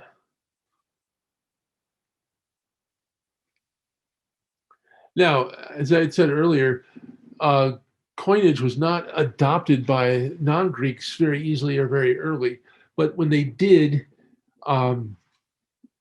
you'd see there were a number of famous empires that did adopt coins, and we'll go through those fairly quickly here.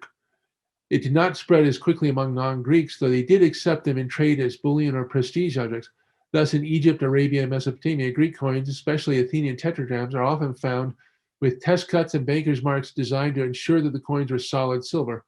Among the Celts, Greek coins were received in payment mainly for service as mercenaries and were used as gifts and prestige objects, which were eventually copied and altered to suit Celtic tastes and purposes. The Carthaginians of North Africa were also slow to adopt coinage, despite their reliance on trade.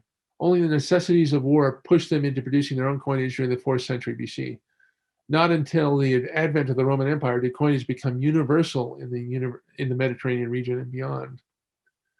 So with Persia, the Achaemenid Persian Empire was founded in 550 BC when Cyrus II, known as the Great, conquered the Median Empire. The Persian kings drew their dynastic name from their legendary ancestor Achaemenes, so they were the Achaemenid Persians during the 7th century BC. The Persian Empire quickly grew to encompass most of the Middle East, including Egypt and Asia Minor under Cyrus and his successor. Cyrus conquered the Lydian kingdom of Croesus in 547 BC and soon gained the submission of the Greek cities of Asia Minor. This is when they first came into contact with coins. Under Darius I, the Greeks of Asia Minor revolted against the Persian rule and appealed to mainland Greece for help, thus beginning the Greek and Persian Wars, which lasted from 499 BC to 386 BC. Despite repeated defeats at the hands of the Greeks, especially Athens at Marathon, Salamis, and Plataea, the Persian Empire eventually regained control of all of Asia Minor. One of the reasons for Alexander the Great's invasion of Persia was to avenge the Greeks for past Persian aggressions. Now, the Persians adopted coinage after their conquest of the Lydian kingdom in 547, and at first they simply continued to issue the coins of Lydia with the same designs as before, but in 510 BC, Darius I introduced new designs for gold and silver coinage that became the standard until the end of the Persian Empire, when it was conquered by Alexander the Great in 330 BC or so. The gold coins became known as darics after Darius, and the silver coins were known as sigloi. These coins featured the Persian king holding a bow or dagger and a spear, and either kneeling or running to the right, while the reverse is a simple punch, as you can see here. And they were issued in huge numbers.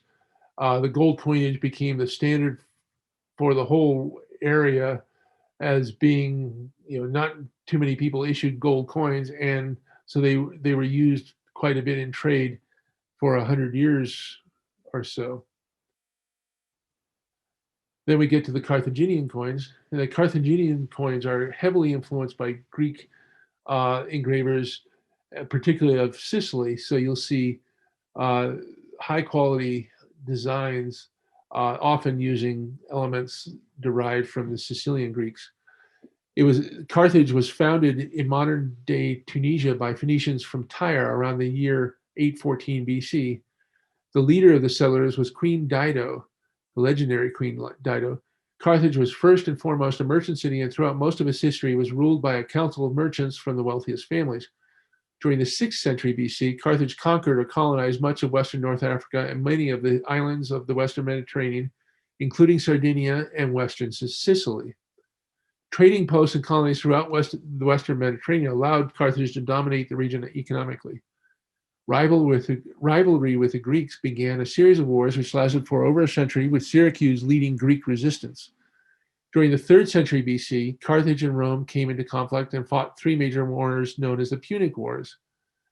And the Punic Wars eventually resulted in the defeat and destruction of Carthage.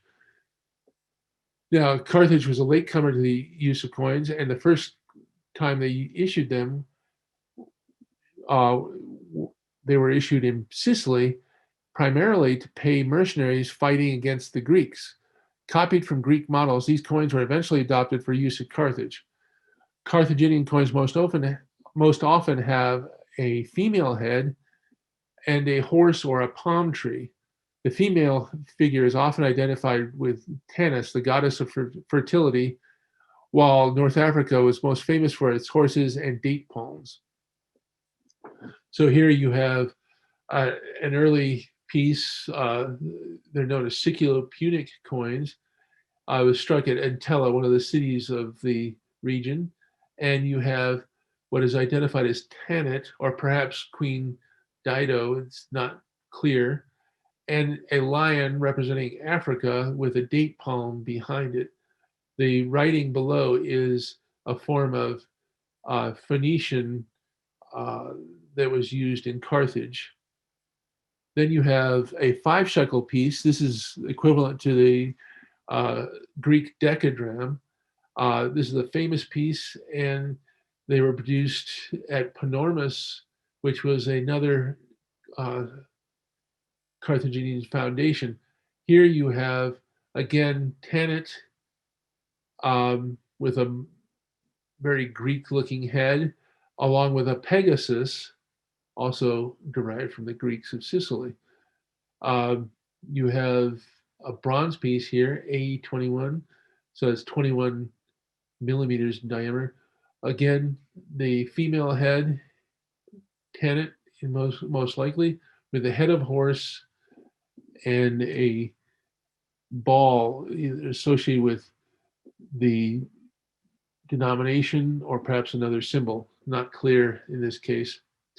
Then you have a standard Siculo-Punic tetradrachm, and this is very common for the pieces of this period, where you have, instead of the nymph Arethusa, you have Tanit with the dolphins, because it's copied from a obviously Syracusan design, but it has the horse and date palm of the Punic coinage and a Punic letter below. We move on to the Celts, or the Celts. The Celtic tribes of the Danubian region were the first to start using coins, and they adapted the Macedonian coins of Philip II. The Celts of France and Britain modified coins of the Greek city Massalia, or Massilia today, and also the Roman Republic for their own uses. These peoples received coinage mainly in payment for their services as mercenaries to Rome or the Greek kingdoms or cities. The Celtic cultures had little use for coinage as money, but they did use it in trade. Instead of using it as money, though, they adapted the coins for use as prestige objects and as a convenient way to hoard wealth. Chiefs would give coins to followers as marks of favor and as rewards. Celtic coinage provides some of the most interesting examples of abstract design in the ancient world. Starting with the standard Greek or Roman coins, the Celtic engravers copied the designs, modifying them to their own artistic style and ability. Over time, as designs were copied from copies, the original images were altered into wonderfully abstract figures. Horses became a collection of swirls and dots. Chariot wheels became circular lines and X's, while heads became complicated series of curlicues and dots. So here we see some examples. The Atrebates and Regni Tincomius, first 1 to 10 AD. This was in Britain. Here you have an example of a gold that is highly alloyed, so it's a lower grade gold. It's not Electrum, but it's a white gold type of gold. It's got some silver in it, but more copper as well. And here you have an example of a development from a Massilian coin. Massilia had issued coins with a gorgon on them. So here you have a modified head of the Gorgonion or Gorgon, looking fairly similar, but the obverse has the first 4 letters of the name of the chief, Tincomius. On this coin over at the center, at the upper center, you have an imitation of a Philip II tetradrachm of the late 2nd century BC. The head of Philip or Zeus has been changed in something pretty much unrecognizable unless you know the original. And it's an interesting design of dots and swirls and lines. The horse and the rider have become very abstract.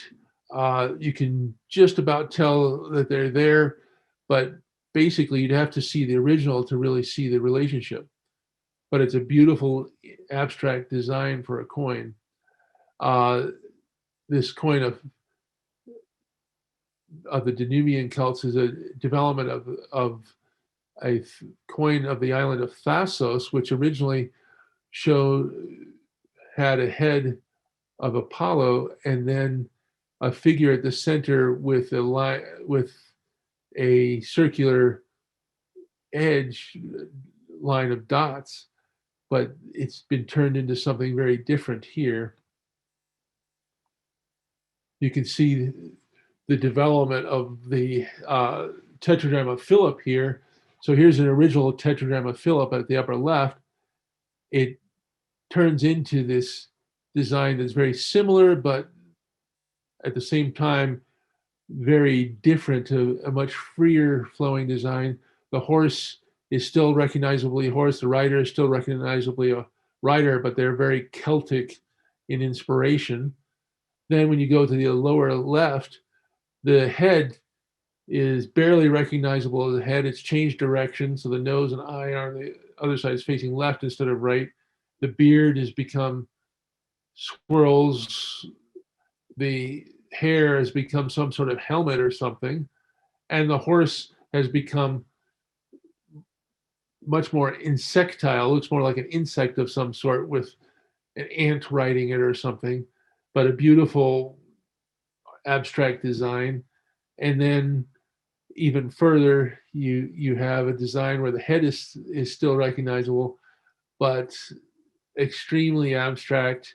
And the horse is just barely recognizable. The rider, it's not clear that it's a rider or not, but when you see the previous one, you can see, yes, it is indeed a rider.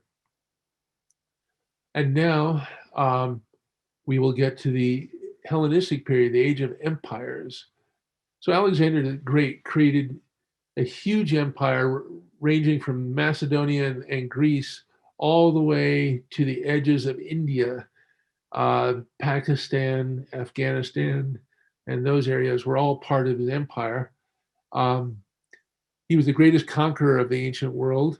He became the king of Macedonia in 336 BC at the age of 20, and he inherited from his father a rich kingdom, a powerful army, and a dream of conquest.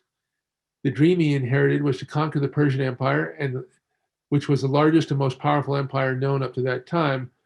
Alexander's empire stretched from the modern Greece all the way to Pakistan, including Egypt in the south and Uzbekistan in the north. He was only forced to stop when his army refused to go any further and mutinied. So he managed to create this huge empire. Unfortunately, it did not survive his death in 323 BC. It survived as an empire under the rule of basically his generals for generations. So it changed the world of the time completely. But it's always interesting to think what would have happened if he had managed to survive an extra few years, because he was only 32 when he died in Babylon.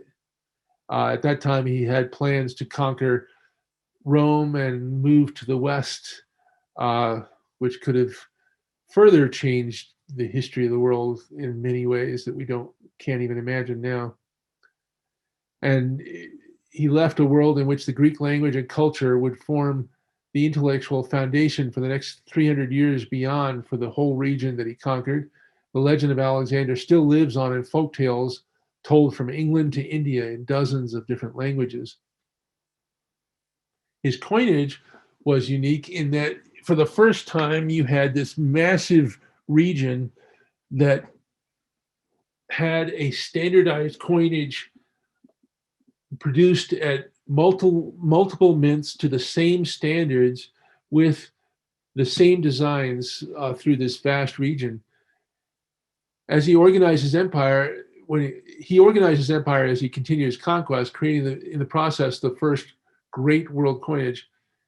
The coinage was made possible based on capturing the enormous hoarded wealth of the Persian Empire. The treasury of Persepolis, one of the capitals of the Persian Empire, alone had over 3,000 tons of gold and silver. So there was a huge amount of stored wealth. The Persians did not really use the gold and silver that they had hoarded much. They produced coins from it, but relatively speaking, very few. It was, the use of coinage was not widespread throughout the empire. It was not part of the mercantile tradition in most of the Persian Empire. So they ended up with this huge store of wealth, which was unbelievable to the Greeks and Macedonians, and made possible this issuance of coinage that became the standard coin for this massive region. It was the most extensive and uniform coinage of the ancient world before the establishment of the Roman Empire. His coinage consisted of gold staters. So for the Greeks, that was very unusual, but there was enough gold available that they were able to use gold as a standard part of the coinage. So gold staters and double staters, silver tetradrachms, drams in silver, token bronze coins. These coins were unique for the time in that they were produced with the same designs at dozens of mints located throughout the empire. The designs of Alexander's tetradrachms and drams reflect his mythical ancestry. The obverse features a head of Hercules with the skin of the Nemean lion, which is one of the famed labors of Hercules, killing it was.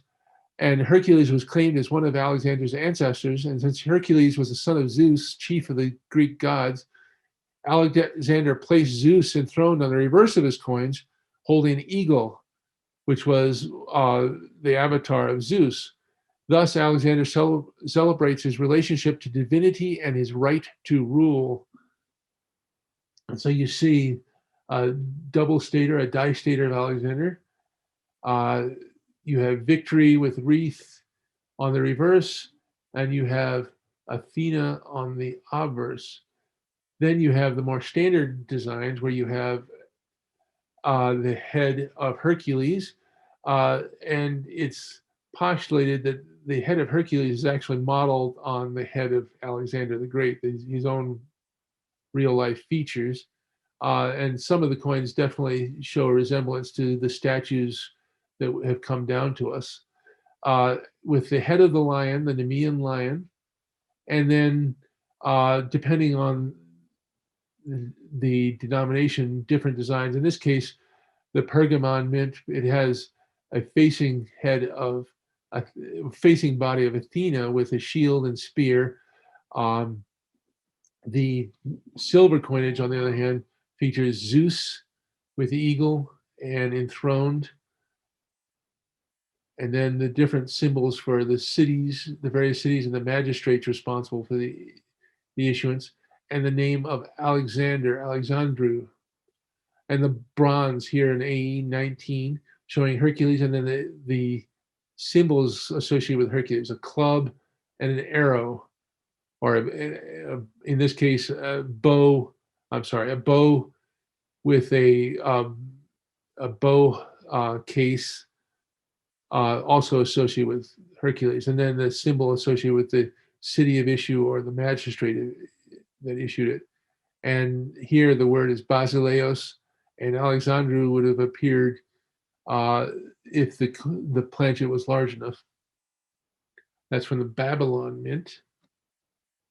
So these became the standard coinage of the region, and they were issued for a generation after Alexander's death, and for generations afterwards. Many of the cities, the independent cities of the region, would issue coins that copied Alexander's designs because they became the standard, and it was easier to circulate those coins than it would have been to introduce new coinage.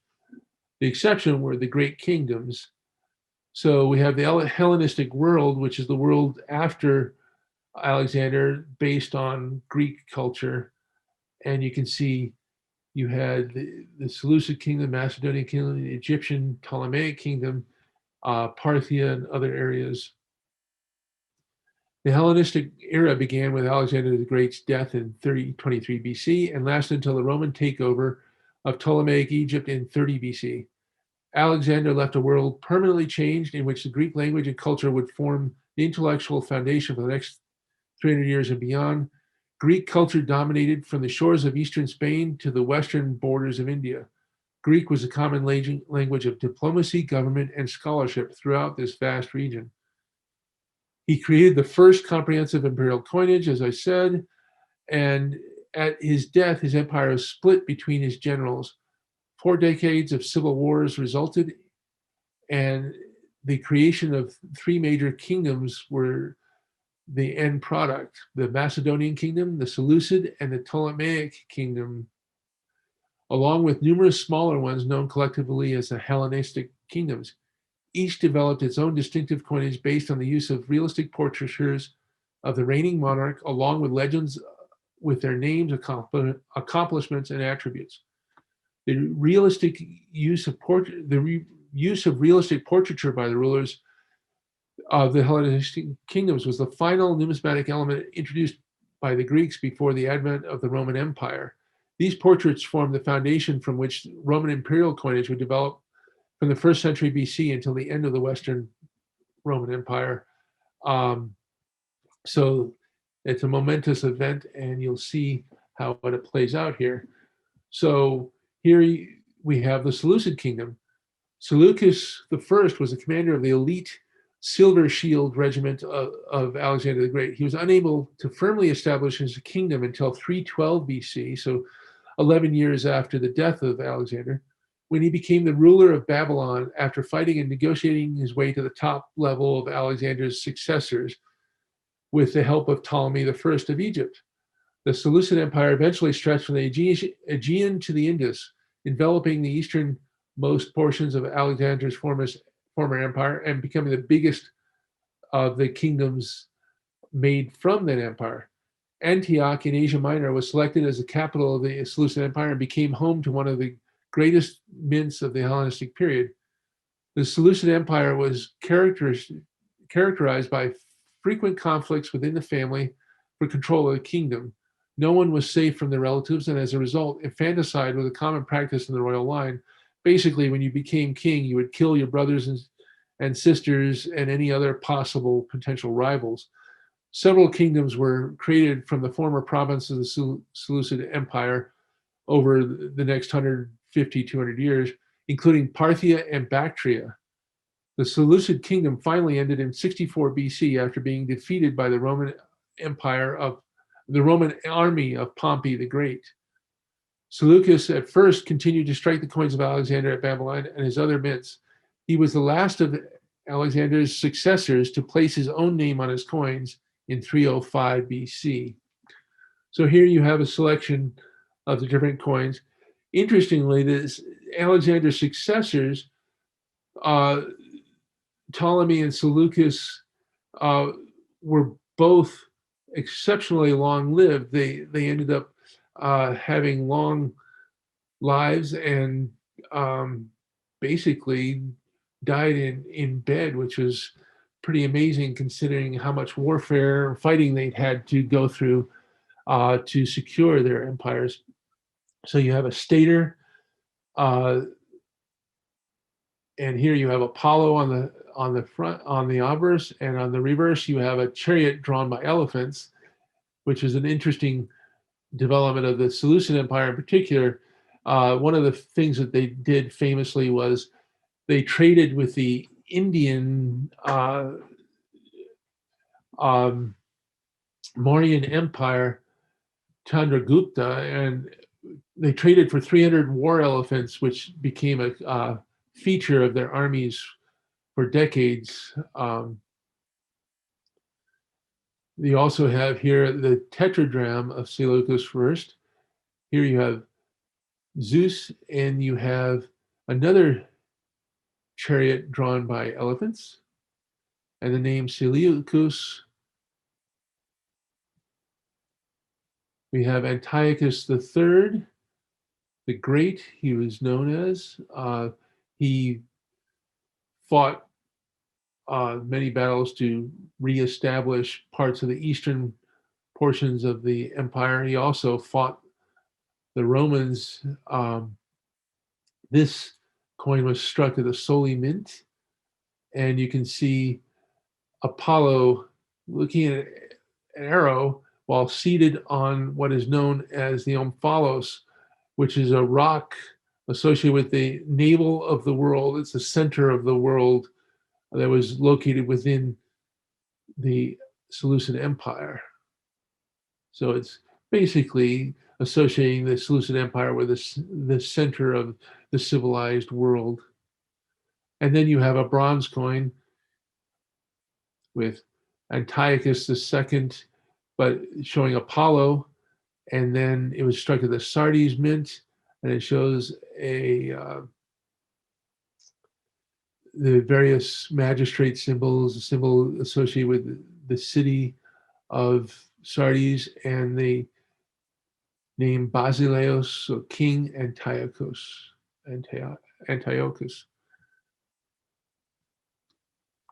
Then we go to the Ptolemaic kingdom. The Ptolemaic kingdom is based on ancient Egypt, the Egypt of the pharaohs. Now, the breakup of the Alexander's empire has resulted in the appointment of his generals as satraps to govern portions of the lands in which they conquered. The richest of the provinces was Egypt. Ptolemy had been a childhood friend of Alexander and had grown into a prudent politician and decorated general. Of all the satraps, Ptolemy was the only one to die of old age at the age of 85 after placing his own son as a successor to the throne. The Ptolemaic dynasty lasted from 323 BC until 30 BC with the death of Cleopatra. Egypt flourished under the rule of the Ptolemies, and the dynastic family came to be known for their unstable male rulers, but strong and stately queens who held together the kingdom. Ptolemy was not to be one to be outdone by his peers and kidnapped the elaborate sarcophagi with the remains of Alexander as he was being transported back to Macedonia, where it was supposed to be buried in state at the ancient capital of Macedonia. But he kidnapped the remains and installed them at Alexandria, where they remained for the next few hundred years until they disappeared in history. At some point, we're not sure when, the sarcophagus and the temple in which they were placed were destroyed. Ptolemy reasoned that Alexander had expressed his wish to be buried with the god Ammon, who was associated with Zeus, but was particularly a god associated with Egypt. So he reasoned that Alexander would have preferred to be buried in Egypt rather than Macedon. The kings and queens following Ptolemy I were often close relatives in attempts to keep power within the family. The son of Ptolemy I, Ptolemy Philadelphus, took his sister Arsinoe II as his second wife, and together they raised the children from his first marriage. Other marriages took place between uncles and nieces and first cousins. The last Ptolemy, Cleopatra VII, the famous Cleopatra of Mark Antony and Cleopatra fame, was originally married to her younger brother to consolidate power. However, she was prudent to keep close relations with the growing power of Rome. It is said that Rome feared only two people, Hannibal, and the other was a woman, Cleopatra. And so you see the designs of the Ptolemaic coins. You have a stater, another one with an elephant. The Egyptians did have elephants that were used, but the African elephants of the area north of the Sahara were not the large elephants that you see in sub-Saharan Africa. They were not quite as big and powerful as the Indian elephants, so they were never used as extensively as Indian elephants in warfare. The tetradrachm shows one of the early standard designs. This is before Ptolemy claimed Egypt in his own name, so it has Alexander's name on it, but instead of having Alexander's head with the Nemean lion, it actually has an elephant to associate the coinage with Africa. So this headdress is actually an elephant head. And then you have Athena Promachus, or Athena shown with a spear and shield walking to the right, and the eagle, which would become a symbol of the Ptolemaic kingdom. Here you have the standard coinage, which would appear for generation after generation. The tetradrachm with the head of the ruler, Ptolemy I, and the eagle on the reverse, the Ptolemaic eagle standing on the ancient Greek depiction of a lightning bolt, which is the fulmen. You can see that the eagle is standing on that. And then Ptolemy king, or King Ptolemy. Now this design would be repeated over and over again, so it's very difficult to tell the difference between the different Ptolemies. There's basically elements of the monograms and some design elements which help you to identify the difference between the later coins. And then famously, the Ptolemaic kingdom produced these large bronze coins. The largest of them were up to 44 millimeters in diameter, and were quite impressive. Again, they show a standard design. This is Zeus on the obverse, and on the reverse, the eagle and the titles of the king, basically King Ptolemy.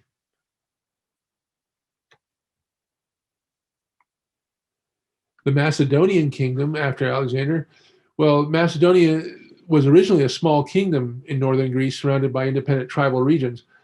It was founded in the 8th or 7th century BC, and it was occupied by the Persians during the Persian Wars. When the Persians left Europe, Alexander I became the first of the new series of kings of Macedonia. He ruled from 495 to 454 BC, and he was followed by Amyntas III, who was able to unite all of the Macedonian tribes and create a strong centralized state for the first time. This was in the 393 to 370 period. Philip II, who ruled from 359 to 336 and was the father of Alexander the Great, reorganized the kingdom and army, which enabled him to dominate Greece over the time period of his rule.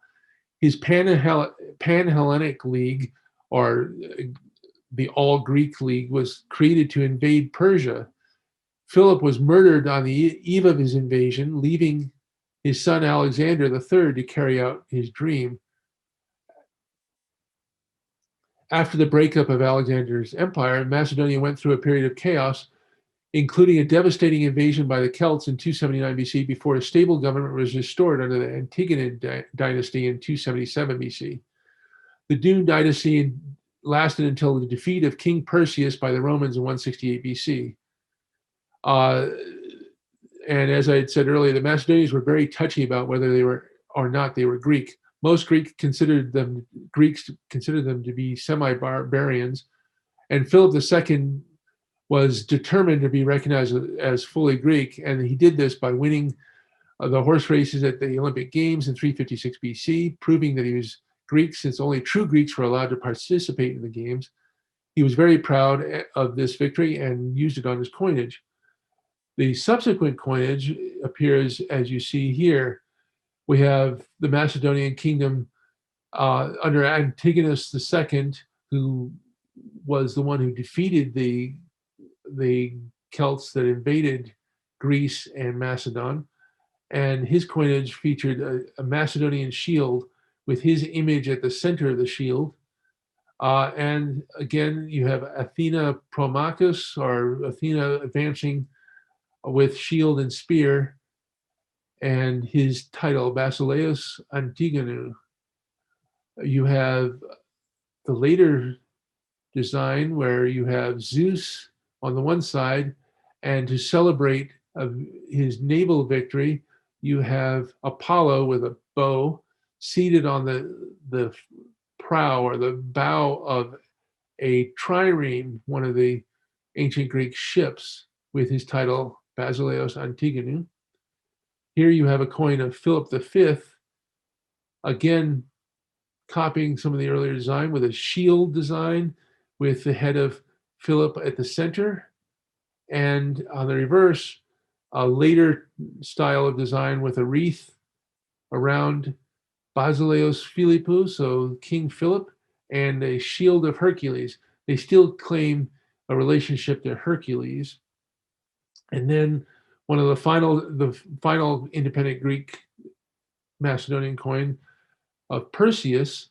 So you have the head of Perseus, and then an eagle standing on a lightning bolt, and King Perseus. And to the east, you have the farthest east for Greek coinage, the coinage of Bactria. The conquest of Alexander left Greek and Macedonian settlers and cities scattered throughout the Middle East and Western Asia. After Alexander's death, invasions and revolts resulted in the fragmentation of the eastern portions of the empire. One of the most powerful and least known of these splinter kingdoms was Bactria, which became independent from the Seleucid Empire during the mid-3rd century BC. Bactria was located in what is now Afghanistan and became a powerful focus of Hellenism in the region for over 3 centuries. During the 2nd century BC, the Bactrians were isolated from the rest of the Greek world by the Parthian Empire. So here you have a group of Greek cities isolated from the rest of the Greek world and located at the edge of the Indian world. So this is a slice of Greek culture within this area, which is very interesting because they came into contact with the Chinese and the Indians, and in particular, they were in contact with the India of Buddhism. They had an influence on Buddhism, and in fact, one of the Greek Bactrian rulers, Menander, was said to have converted to Buddhism. You can imagine conversations about Greek philosophy and Plato and Aristotle in discussions about Buddhism and Buddhist philosophy at some point during the 1st century BC. By the middle of the 1st century BC, Bactria had lost control of the original area in Afghanistan, but managed to hold out in what is now Pakistan, which they had reached via the Hindu Kush Pass across the Himalayas. Greek kingdoms were to survive until the middle of the 1st century AD in the Indus Valley. Coinage is critical in reconstructing the history of Bactria. Without the coins, we would know little of the history of the region and know the names of less than half of the Bactrian kings and have little information about which regions they controlled. Bactrian coins are among the finest portrait coins produced by the Hellenistic kingdoms. Beautiful and powerful portraits demonstrate the skill of the expatriate Greek engravers. The coins illustrate the gradual adoption of local customs and languages. Bilingual coins designed to be read by Greeks and non-Greeks alike appear in these regions. The first of the bilingual coins, actually. So here you see a bronze triple unit of Demetrius, who ruled between 200 and 185 BC in the Bactrian kingdom on both sides of the Hindu Kush. And the title's saying the King Demetrius with a caduceus at the center. Then you have Eucratides the Great, whose portrait appears here, a wonderful portrait. You can identify that this is of an actual person. And Basileus Megalou Eucratides, so the great king Eucratides, with an image of the Dioscuri, the twin gods of Greek mythology. Then you have a later piece, the Menander. This is the Menander who reportedly converted to Buddhism. And this is a bilingual coin. So you have on the obverse, the savior king Menander, and the reverse inscription in Kharosthi, which was a language spoken in northwestern and written in northwestern India, which says exactly the same thing, basically the savior king Menander. And then Athena Promachus, very much as she would have appeared in the West, with a shield and helmet and a spear. In this case, a spear is a fulmen, or a lightning bolt. And then you have Antiochus, one of the later Greek kings. He's known as Nicephorus, the victorious. So you have his portrait. And then on the reverse, you have an adaptation of Zeus seated on a throne. So we're not sure what the god would have been known to the locals as, but to the Greeks, he would have been known as Zeus. But there's an elephant associated, so this Indian element has creeped into the design, and you have again the Kharosthi script repeating what was in the Greek. And then Parthia. The Parthians were a horse nomad people that invaded a part of the Seleucid kingdom and took over in 238 BC the province of Parthia and established the Parthian kingdom under Arsaces I. He was the leader of the Parni, a tribe of the Scythian confederation of horse nomads that had moved into Parthia during the first half of the 3rd century BC. The Scythians were nomadic herdsmen who occupied the region between the northern coast of the Black Sea and Caspian. They were famed for their horses and horsemanship, as well as hunting, warfare, and drinking.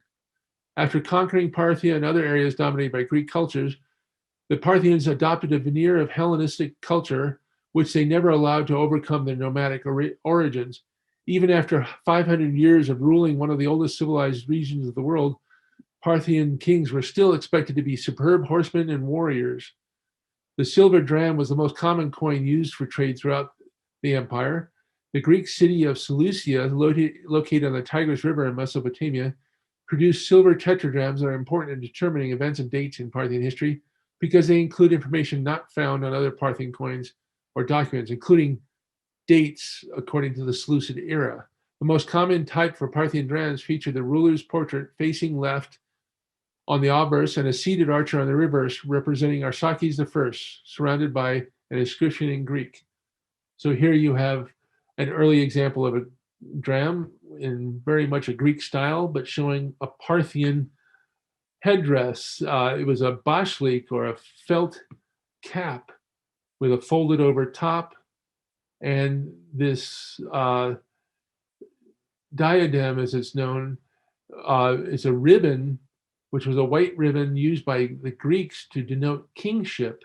And the Parthians kept this and developed it further on all their subsequent coins. Their kings are always showed with this Greek diadem, which is this Greek symbol for kingship. So you see there a dram, which is the prototype for the later ones. Very simple early legend, basically King Arsaces. The tetradrams, on the other hand, which were produced at Seleucia, are very much copies of the Seleucid coinage of the time.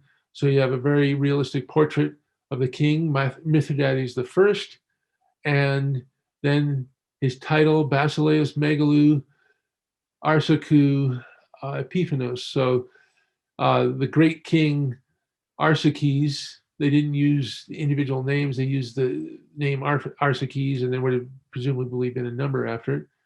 And he's the God among us, Epiphanos. So then you have the later drams, and there's some interesting variations. You have a facing portrait of Phraates III, which is an interesting variation. And then the coinage after the early period showed a number of different lines of legend behind, with all the various titles used by the kings, the just, the great, King of Kings, etc., etc. Plus, underneath the bow of Arsaches seated on his throne, you'd have the mint mark, in this case, Rage, located in Central Asia. And then the latest of the coinage, the last series of coins by Artabanus VI from the Ekbatana Mint, and you can see the portrait has deteriorated into basically a linear portrait, a very Eastern style, and the language has changed to Parni, which was a version of Iranian, or the Parthian language, which was related to the Persian Iranian languages. So it's no longer in Greek. And with that, we will end the talk.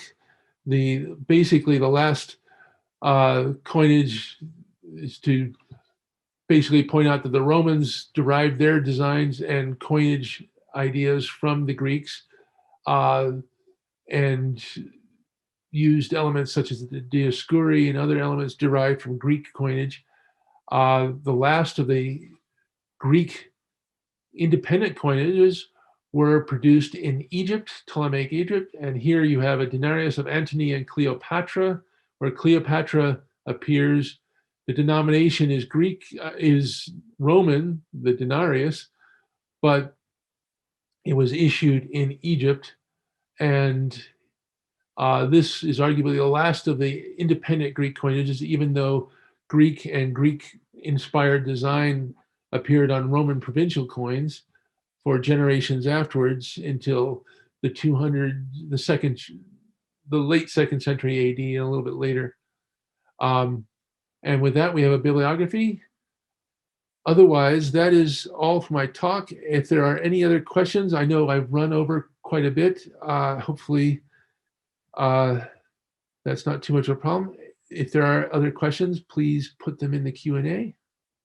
Thank you for listening. Hi, Doug. Sam had to run, so I am your moderator now. Yes. So let's take a few of these questions. Presumably, most of the ancient Greek coins that are collected and sold today were found buried in the ground, and the invention of metal detectors has greatly assisted in finding them. But how and where are the coins found? How are hoards common or rare? Well, they're found in two ways: hoards or in single finds. By far, the largest number of Greek coins that are out there for sale today are found in hoards. So they're found either in the form of individual hoards that are individual savings that are put into a pot and buried in the backyard when invaders come in. Sometimes they're savings hoards, so they might have been kept over a period of time. But they're found in the ground, and based on that, all of the Greek coins that you see have been cleaned in one way or another, either just to get the dirt off, or in some cases to get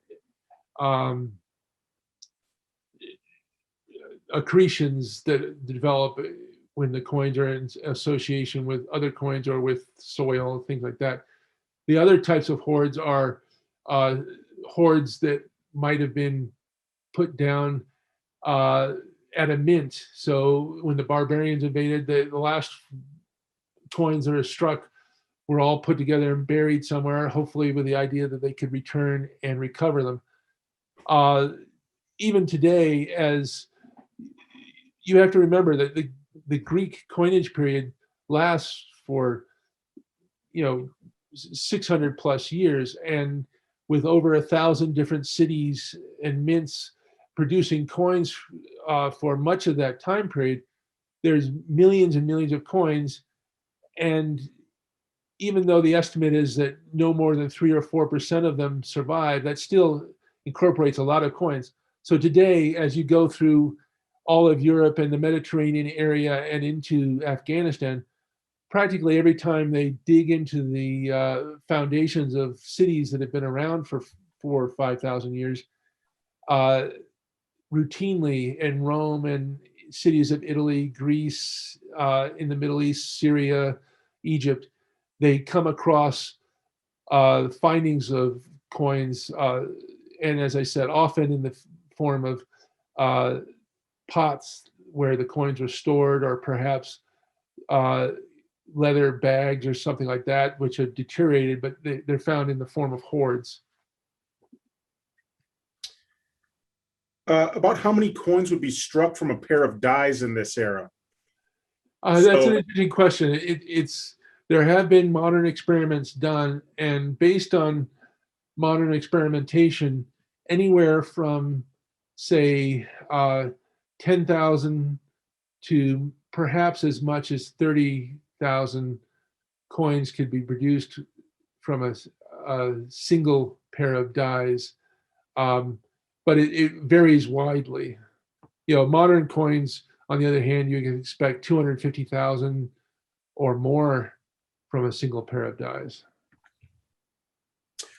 Here's another question, Doug. Is Antigonus III Doson obverse the head of Zeus or Poseidon? Antigonus III, that one is probably Zeus, though it's possible it's Poseidon. But normally Poseidon would have other attributes associated with him, including a different hairstyle, but also a trident. So it could be either. Okay. What's the ratio of value of gold, silver, and copper in this era? It varies between regions, but typically it was somewhere in the order of 12 to 1, but in 12 or 13 to 1. But in Egypt, for example, where they had access to the gold resources of Nubia down what is today the regions of Ethiopia and the Sudan, the gold ratio was actually lower. It was closer to 10 to 1. So Egypt was a net exporter of gold during much of the period, whereas their silver was more expensive relative to gold. What material were the dyes that were being used made of? They were basically made of iron, and it would be a hardened iron. So they would take iron and use the process of heat hardening once they had carved the metal. He asked another portion of this question. I'm kind of curious on this too. Were they using steel at this point? They did not know how to produce steel per se, but there was iron around that from meteoric iron was famous. If they could get it, that would be a harder version, semi type of sort of steel, but that wasn't common. That was so that wasn't used much, but it was famous for its properties. But so they were using iron. Steel had not been invented. They did have some ways of approaching steel in hardening iron, but it wasn't steel as we know it was not used back then. Okay, let's take one more question. Put you on the spot here, Doug. What is the most beautiful ancient coin in your opinion? Well, for me, that's easy. In my opinion, the most beautiful ancient coin would be the decadrachm of Ioanitos, produced in Syracuse, Sicily, in that era of basically 405 to 390 BC time period. I prefer the designs of Ioanitos over the ones of Cimon. I just like his artistry a little bit better, but I consider those to be perhaps the most beautiful coins of any time. Yeah, good answer. That's one heck of a coin. Okay, everybody. Thank you, Doug, for that informational presentation. Thanks for everybody for joining us too here at the eLearning Academy. And again, happy summer seminar. We hope to welcome you here in Colorado Springs in person next year. And perhaps you can take Doug's class, the four-day class where he really gets into it. So Yes. I'd like to thank Gray Sheet once again for their continued sponsorship of our eLearning Academy. Thank you all for attending. We hope to also see you at our show in Rosemont, Chicago, coming up here in early August, the 10th through the 14th. So please, if you can, join us for that. Other than that, have a good day, everyone, and please join us again for another e-learning experience. Yeah, thank you, everyone. I hope you enjoyed it.